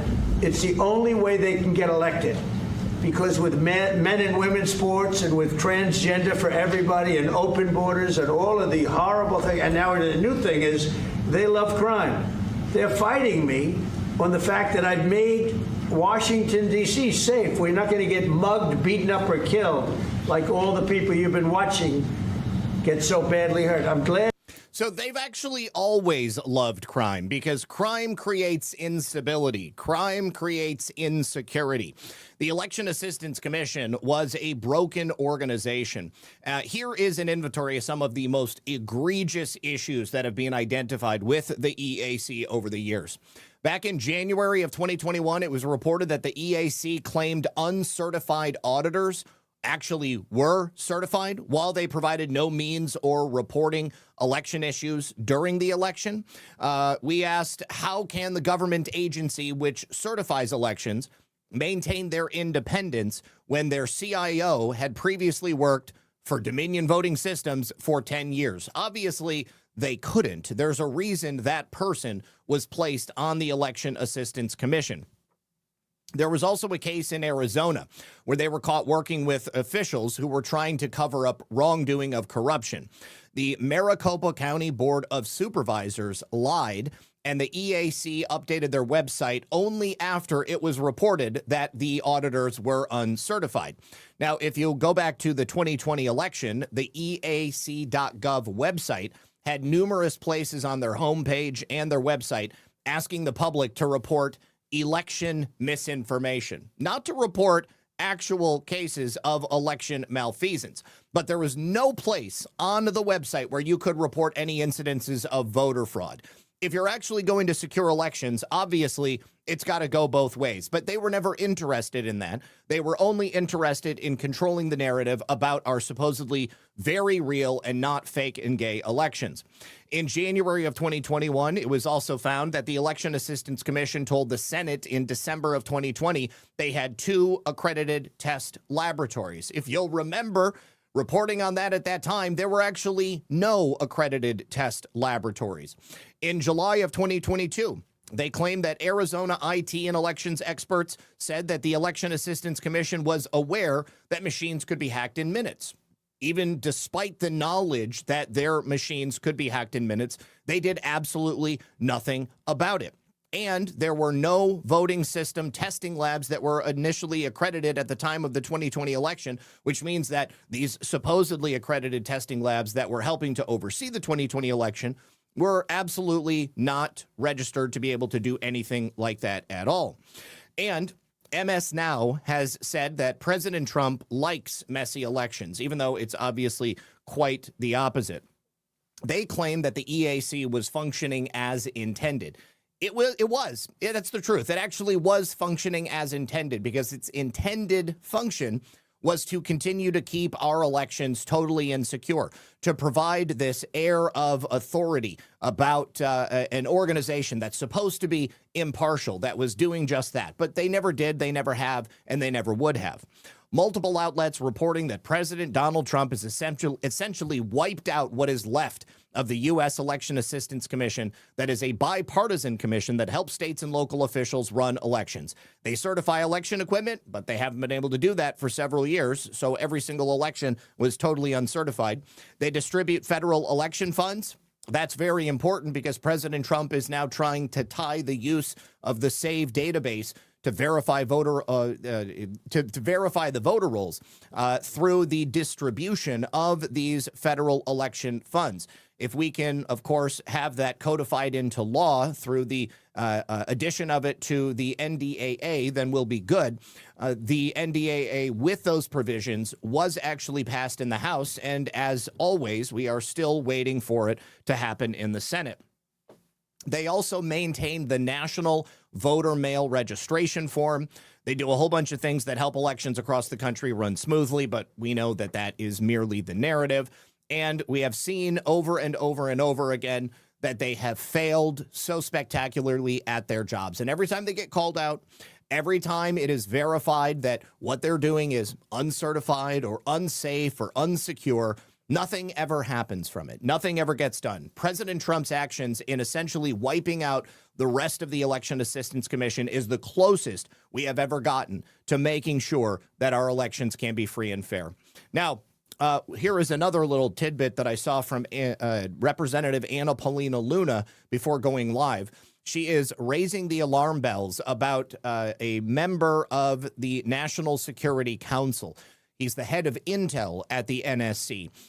This is the guy she says is shutting down the office supporting election integrity investigations, and also appears to be slow walking a lot of declassification efforts to include blocking the 9/11 document release. His name is Adam Jones, and I guess that he used to work for James Clapper. And hopefully the White House will see this and they will take some action. The National Security Council is an agency that has at various times had cleanup attempts taking place within it, but there are so many people that sit on the NSC, it's difficult to figure out exactly who is good and who is bad, because none of these people walk out with a sticker on their jacket that says, "I'm deep state." Of course, they always want to pretend like they're doing the right thing. Principled Enigma says AI is never any more honorable than its programmers and or the biased database that it's looking at. Grok seems pretty good, but I have a massive library I can double check with. Grok is pretty good. It's the best out of all of them in terms of its reliability, but even it is unreliable. And then G. Fontes. Okay, so the payment of $125,000, not sure if this was to each plaintiff or not. I beg anybody with means that has this happen to take it to trial so precedent can be set on the record.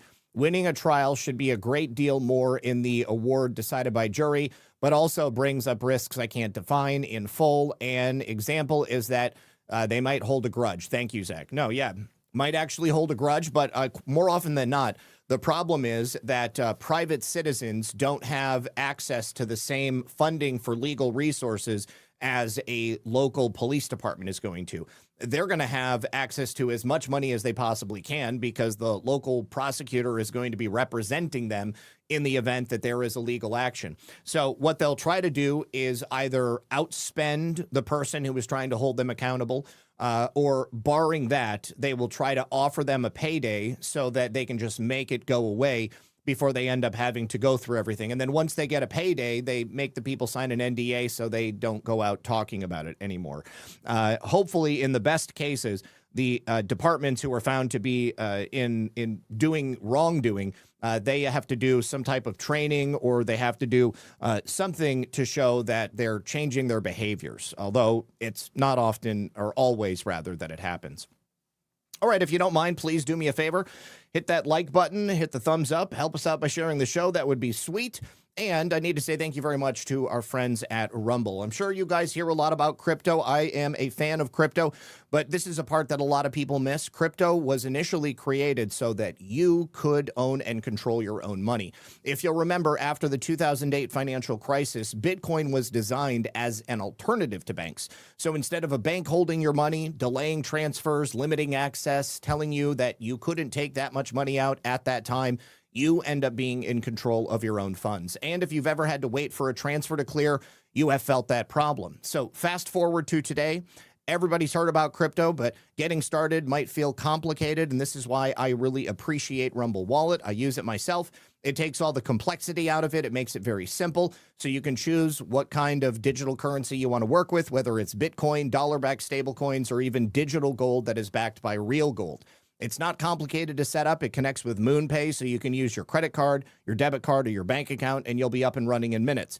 And then once you're set up, you can even support your favorite creators on Rumble, whether it's me or somebody else on here, and they do it directly. The money goes directly into their wallet. So you can do this right now. You can scan that QR code on screen, or you can click the link in the description and download the Rumble wallet quickly and easily. If you're not on Rumble, it's wallet.rumble.com. And then once you get all set up, you tap buy and you're in the game. And in just a few minutes, you go from hearing about crypto to actually owning some. Thank you very much to Rumble. Appreciate you guys. Okay. Also, thank you very much to Sean Joe for a cookie. Thank you to Sulfanol for a pair of shades. Easy peasy, only a couple of cell phones, geolocated. Sean Joe, thank you for the cookie. Mighty Patriot, thank you for the phone. I really hope the DOJ is going to be watching Michigan election this year. They already are, and they've already made that clear to the Secretary of State, Jocelyn Benson, especially since the person in charge of elections, Secretary of State Jocelyn Benson, is running for governor, and she's under investigation for the 2020 election cheating here in Michigan in many ways. So yes, rest assured, they are definitely watching. They have made, Harmeet Dillon has made special mention of the fact that Michigan is being watched, and they are also sending election monitors to the worst areas where election fraud has been committed in the last several elections. Moonbaby dropping a cookie says, thank you for the news, Zach. I truly appreciate it. Thank you, and I appreciate you as well. Let's see. Principal Enigma. Syria, on the other hand, other than being outright anti-Semitic, what? Is also completely ignorant on major subjects, but is outright wrong on others. Apple apps, thumbs down. Siri is not really an AI. Siri is, I don't even know how to categorize Siri, but Siri has been around for so long, and it's garbage. Swell Texas Gal on Rumble says, perhaps the Republicans who resigned to work with the administration in cases against these people seems like they could be linked to a RICO case. I think there are so many crimes that could be linked to RICO. And at this point, I would have loved to have seen it. But as long as we get prosecutions of individuals, I will be happy about it. There are so many of them. And if you didn't see the show I did yesterday, Mighty Patriot, go check that. I did a whole segment on the current setup for election integrity that the administration is setting up, essentially laying the foundation for criminal cases based upon illegal aliens voting. I used to be a resident of Michigan, and I've talked about Michigan quite extensively here as a result of that. There are verified illegal aliens on the voter rolls in Michigan right now. If those people cast a ballot, then the Secretary of State of Michigan has already been warned directly by Harmeet Dillon, and they're going to go after those people directly. They've said that specifically.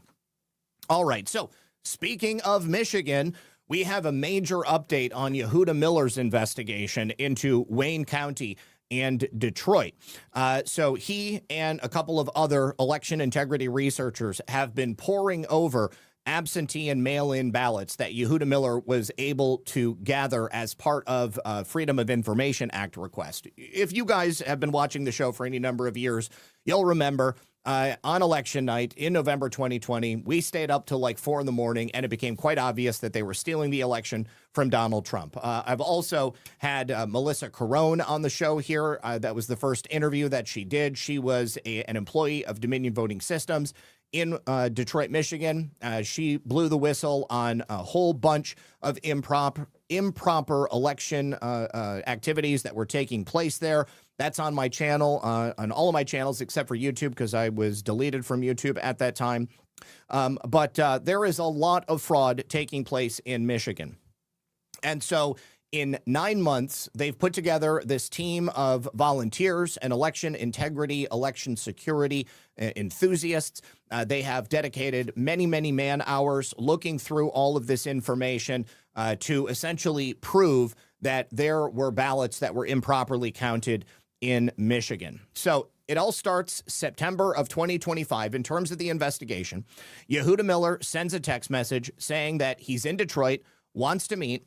And when they got together, Yehuda Miller shows up and he's got a U-Haul truck that is filled with ballots. So Patty McMurray is the person that he texted.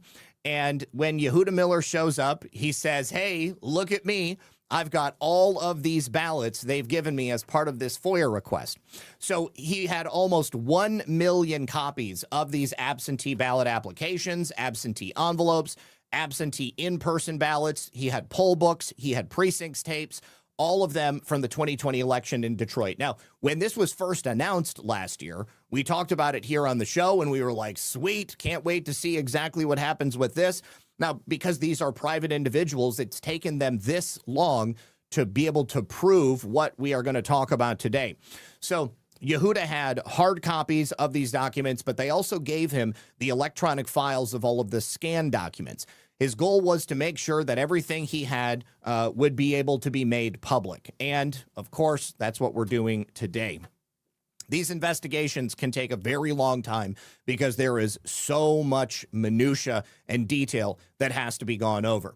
So the FOIA request that Yehuda filed with the city of Detroit and Wayne County was for all election documents from the 2020 election before the official deadline that existed for them to destroy them.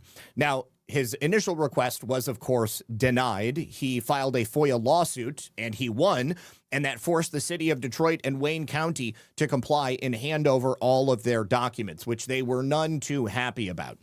In 2020, Michigan election law required every absentee ballot to be accompanied by an absentee ballot envelope with a signature for verification. We can look at the Michigan law.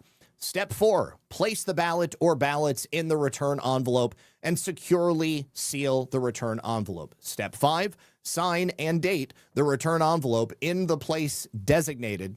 Your signature must appear on the return envelope, or the ballot will not be counted. Now, in addition to the voter's signature and the date on which they signed the envelope included an official time and date stamp, which was meant to be marked by the clerk's office. This would prove the chain of custody when the clerk received the envelope. And additionally, the city of Detroit sometimes would provide a precinct number, an absentee counting board number. This is where the ballot was sent to be processed when it reached the TCF Center, which is where Melissa Carone was working, and was assigned to its proper counting board, or the AVCB. And there would, of course, be a ballot number.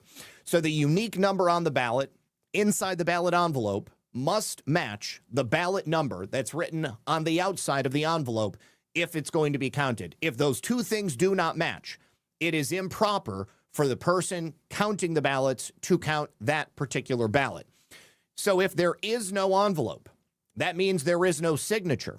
And that means that there's no ballot number to compare to the ballot itself. And in other words, that makes that ballot impossible to verify because there is no chain of custody. There's no proof that that ballot was filled out by a real living person. Here is an example of what that would have looked like back in 2020. You've got the stamp from the clerk. You've got the time, the date rather, of the receipt. You've got the election official signing it. You've got the actual number of the ballot written on it.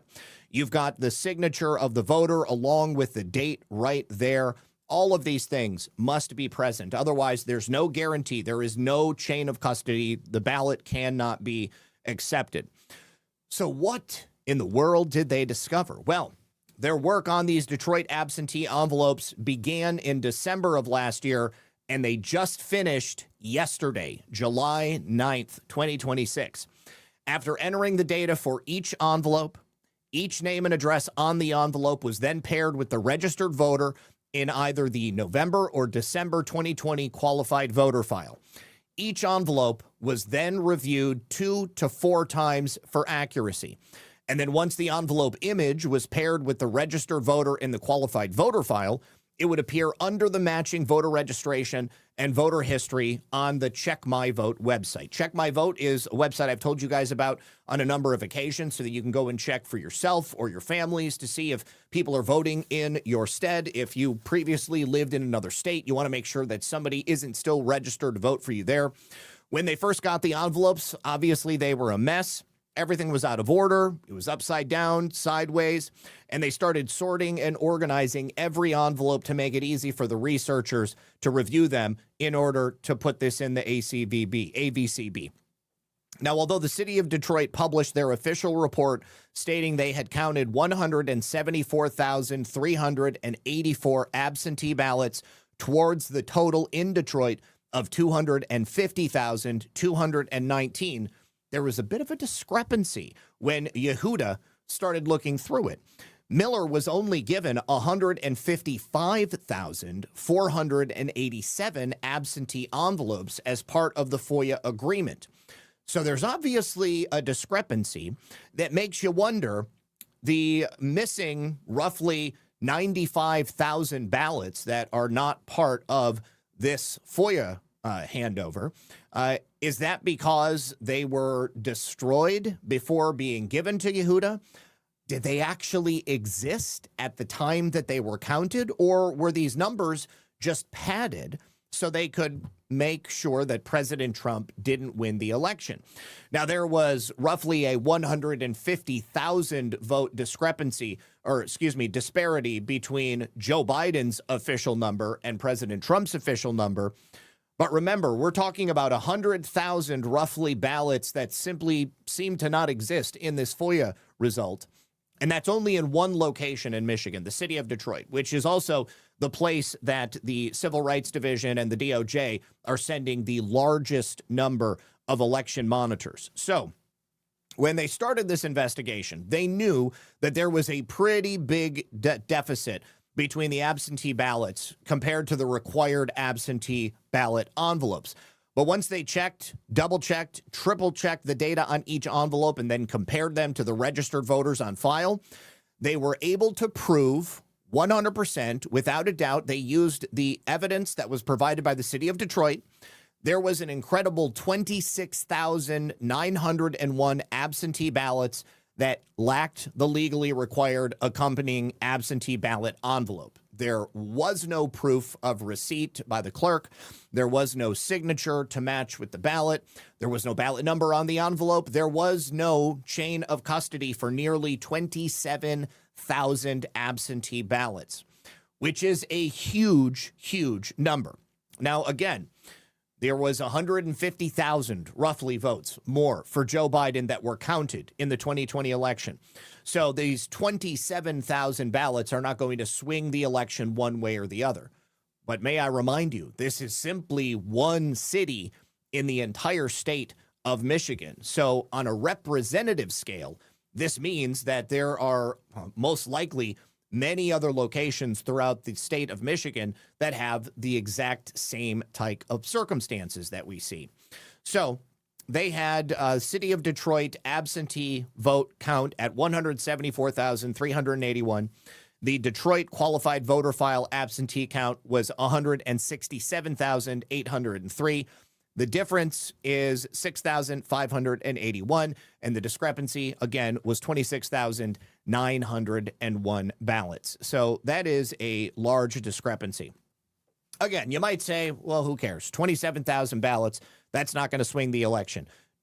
Donald Trump supposedly lost by over $150,000. John James was allegedly defeated by Gary Peters in that race for Senate by a narrow margin of 92,335 votes statewide. But the numbers, we're talking a pattern of 15.43% of unaccompanied absentee ballot envelopes. If that were to be repeated outside of Detroit, in every single Democrat stronghold in the state of Michigan, then you definitely are talking about enough ballots that could swing an election. The 26,000 ballots in Detroit cancels the vote of a legitimate voter elsewhere in the state as well. So these 26,901 absentee ballots that required a ballot envelope that simply did not exist would negate just as many votes for somebody else in the state. In Gaylord, as an example, they're a pretty high population of active duty and veterans. They had an absentee ballot population of approximately 2,720. Traverse City, they had 6,900. Lake Orion and Clarkston, a combined total of 4,300. Hillsdale, Michigan, 2,300. Mackinac City, 700. Bay City, 10,000. So no matter where you live in the state, when a vote is stolen, that vote is stolen from everybody in the state. And when it's a federal election, those votes are ultimately stolen from every legitimate voter in America. So this investigation is not over. This is merely the first set of findings that they are producing here. And so they are hoping to ask for others in the state of Michigan to come in and volunteer their assistance, or if you can't help out physically, then to donate to help them hire professional handwriting experts. They're getting also handwriting analysis software so they can verify the accuracy. Every single dollar that is donated to this project leads to additional discoveries like what we talked about here today. They're also purchasing scanners for the volunteer researchers. They said that was very, very helpful in helping to get all of this information digitized. And I would also imagine that this information is being passed on to the relevant authorities as well. I'm looking forward to seeing what else they can determine. But we've talked about some of the other discrepancies that they have found along the way. The absentee envelopes in Detroit had an address label that was supposed to have been printed by the Detroit clerk's office and then mailed to every individual who ended up completing an absentee ballot. And the team identified approximately 5 to 6 different label styles that were affixed to these absentee envelopes. That, of course, raises the question is of whether or not these absentee ballots were actually coming from the city clerk. The city clerk theoretically should have one style of address sticker to affix to these envelopes. If the stickers are coming from different printers, are they actually coming from the same location? Who was it that affixed these stickers to the envelopes, if not the city clerk? There were actually also a high percentage of absentee ballot envelopes that had completely incorrect addresses. They had misspelled names, or they were simply missing the required signatures and the dates. The official timestamp of the clerk's office was also missing or stamped before the date the voter actually signed the envelope, which is a whole nother set of discrepancies. Many of these envelopes also contained non-Detroit mailing addresses, and there was no corresponding Detroit address on file to prove that that voter was even registered to vote in the city of Detroit. There's also a large number of these envelopes that were signed on the very same day they were received at the clerk's office, which is totally improbable because it's going through the mail. If you mail something in the state of Michigan or anywhere else, it's at minimum going to take a couple of days for it to show up at the clerk's office. And notwithstanding, this was the height of the COVID-19 pandemic, where everything was taking a lot longer. There were so many stories about how there were shortages at the U.S. Postal Service, how people couldn't show up to work because they were quarantined, or nobody was coming into work because they simply didn't want to get the coof and die. And all of these were routinely reported on local television in the Detroit area. So the team is closing in on completing the first phase of the investigation into the absentee voter applications. That includes entering the data for over 170,000 applicants. A lot of times, these applicants have names and addresses that are handwritten, which means that they have to decode exactly who it is and make sure that it's done correctly. A pretty high percentage of the signatures found on the applications are questionable, so they can't really verify that the signature is from the person that's supposed to be filling out the ballot. Pretty soon, they're going to be able to lay the ballot envelopes signed right alongside the signed absentee applications. Then they can verify that the person who requested the ballot is the person who actually cast the ballot. I'm going to hazard a guess right here and say that probably, quite often, you're not going to have those things matching up. Now, after the 2020 election, the Michigan Senate Oversight Committee hastily released a report stating that they found absolutely zero evidence of widespread voter fraud. And the media took that report and they basically had a party. There were 3 Republican senators who signed it, and Republican Senator Ed McBroom was the chair of the committee. Every time a new incredible allegation of voter fraud was shared, the media would quickly dismiss it or discredit it and wave that report around and say, well, guess what? The Michigan Senate already determined that there is no evidence of voter fraud. There is no widespread evidence of anything improper happening. So the case that you're talking about must be misinformation. It must be fake news. That was obviously calculated, I believe. And in December of 2020, the Wayne County Board of Canvassers chair, Monica Palmer, did not want to certify the election. You guys probably remember this. I talked about this quite a bit at the time, but there was an incident where her teenage daughter was publicly threatened and doxxed by the Democratic vice chair, and he promised his fellow Democrat, Michigan Secretary of State Jocelyn Benson, would perform a thorough audit of the Detroit election. So she felt forced to certify the election. She caved. She agreed to the certification.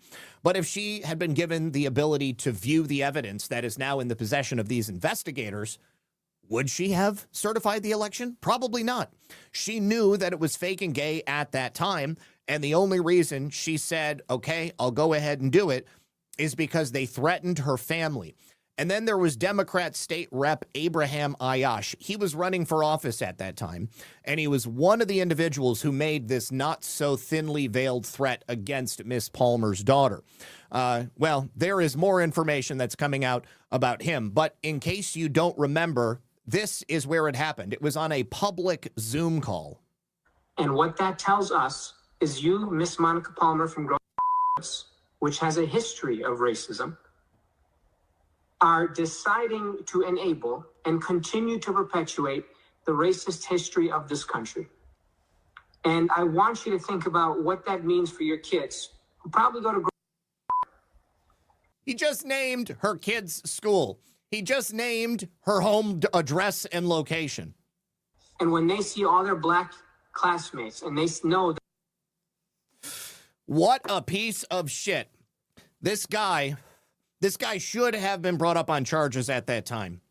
You also probably remember the 16 GOP electors who dared to cast an alternate slate of electoral votes for President Trump back in 2020, just in case there was enough evidence of voter fraud that was discovered and then revealed to the people that might overturn the election. If they hadn't cast that alternate slate of electors, there would have been nobody there to vote for President Trump to become the nominee. And by default, Joe Biden would have just gotten it anyways. And it was Attorney General Dana Nessel who had gone after them, turned their lives upside down, charged them with felonies. Of course, she was unsuccessful and the case ended up being dropped. Now, why would you have to go to such lengths to silence people if you're so safe and secure in the status of your elections, of how free and fair, how legitimate, how lawful and correct your elections are? I don't believe it. I never believed it. Secretary of State Jocelyn Benson right now running the elections in Michigan, this midterm election, her own election to become governor of Michigan. She likely will win. Well, she will likely be crowned the winner.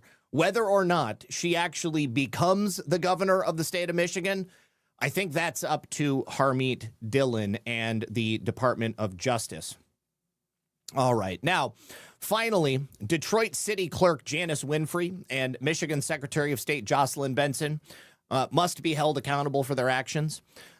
Daniel Baxter, he was the senior Detroit Department of Elections official responsible for managing the absentee ballot counting operation. He supervised the election staff, he coordinated logistics, and he addressed all of the operational issues during the count. One of the people who essentially helped to make sure this election was stolen. Chris Thomas, he came out of his 2017 retirement as Michigan's Director of Elections to accept an appointment as Senior Advisor to Detroit City Clerk Janice Winfrey. Both of those men oversaw the counting and processing of all of these absentee ballots that they are now currently investigating. So they believe that Detroit City Clerk Janice Winfrey and all of these election workers directly under her supervision, as well as the men who threatened the woman previously, along with Jocelyn Benson, are all knowingly committing illegal actions. Now, Patty McMurray also joined Steve Bannon on War Room earlier today, and she's got some more thoughts on the investigation. So let's go ahead and take a listen. In the state of Michigan, the article is from the Gateway Pundit.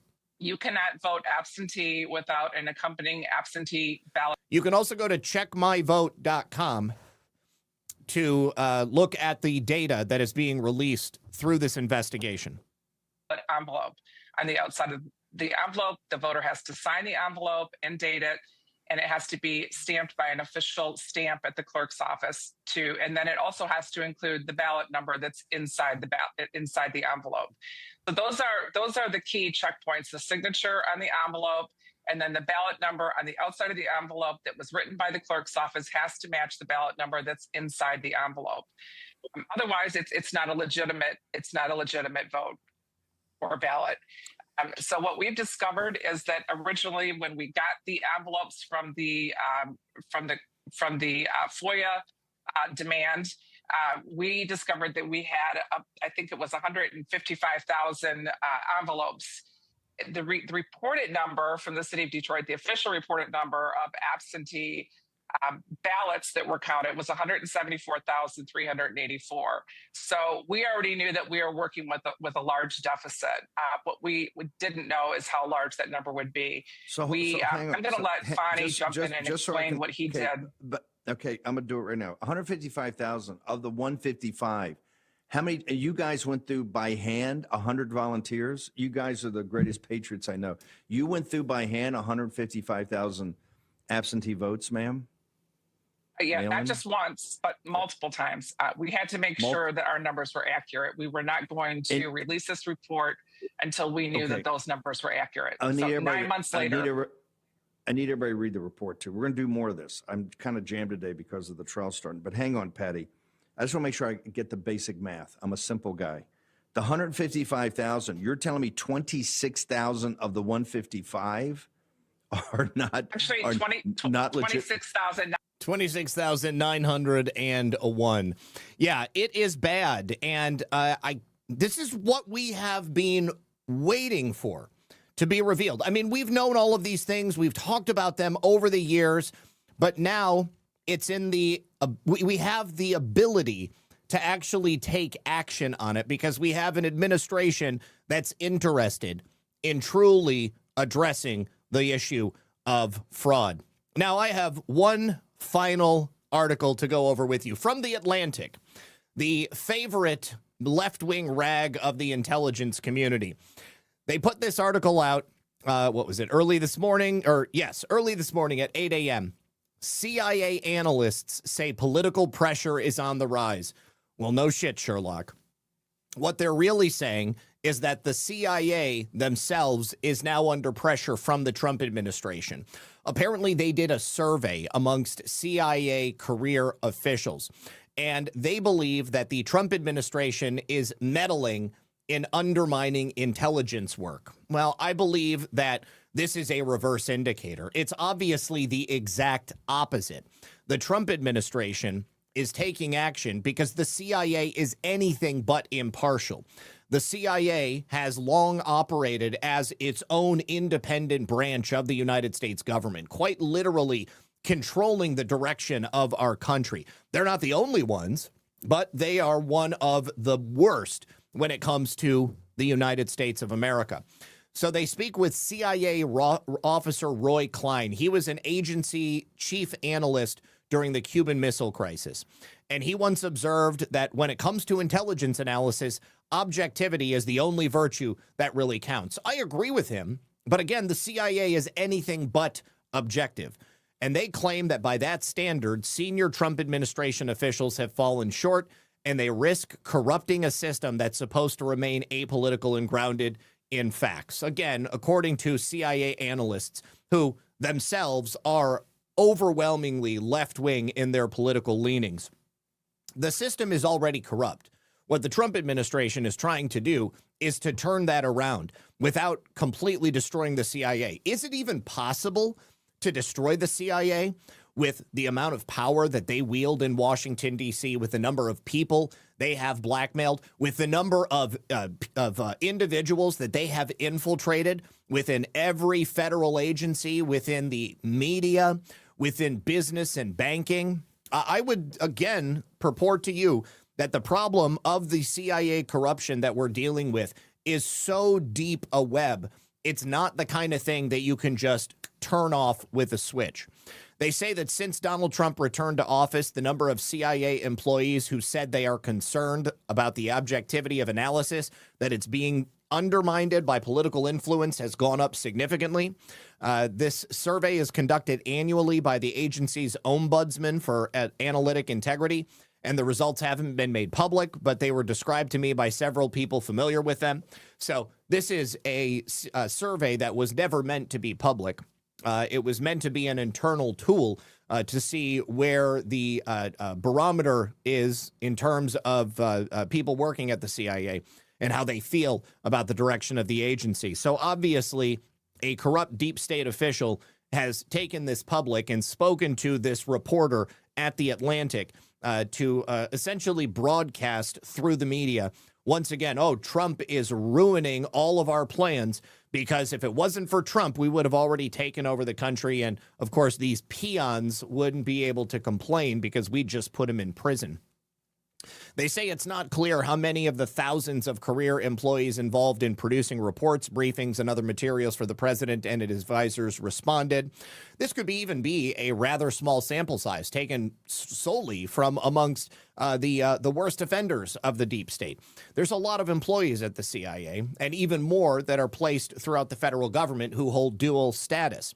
But their comments show how acutely some of them feel pressured to reach preferred outcomes instead of following the facts wherever they lead. People familiar with the voluntary survey told me. I mean, what are they talking about? I mean, remember when the CIA supported the assertion that Donald Trump worked with the Russians to steal the 2016 election, and it was totally fake? Never happened. The entirety of the CIA and its analytic output has been politicized since the moment that they took power after the end of World War II. The survey covers last year and was sent to members of the agency's analytic workforce, combines multiple choice questions with open-ended sections where responders can give feedback in their own words. Most analysts were provided written responses objected specifically to actions by then Director of National Intelligence Tulsi Gabbard.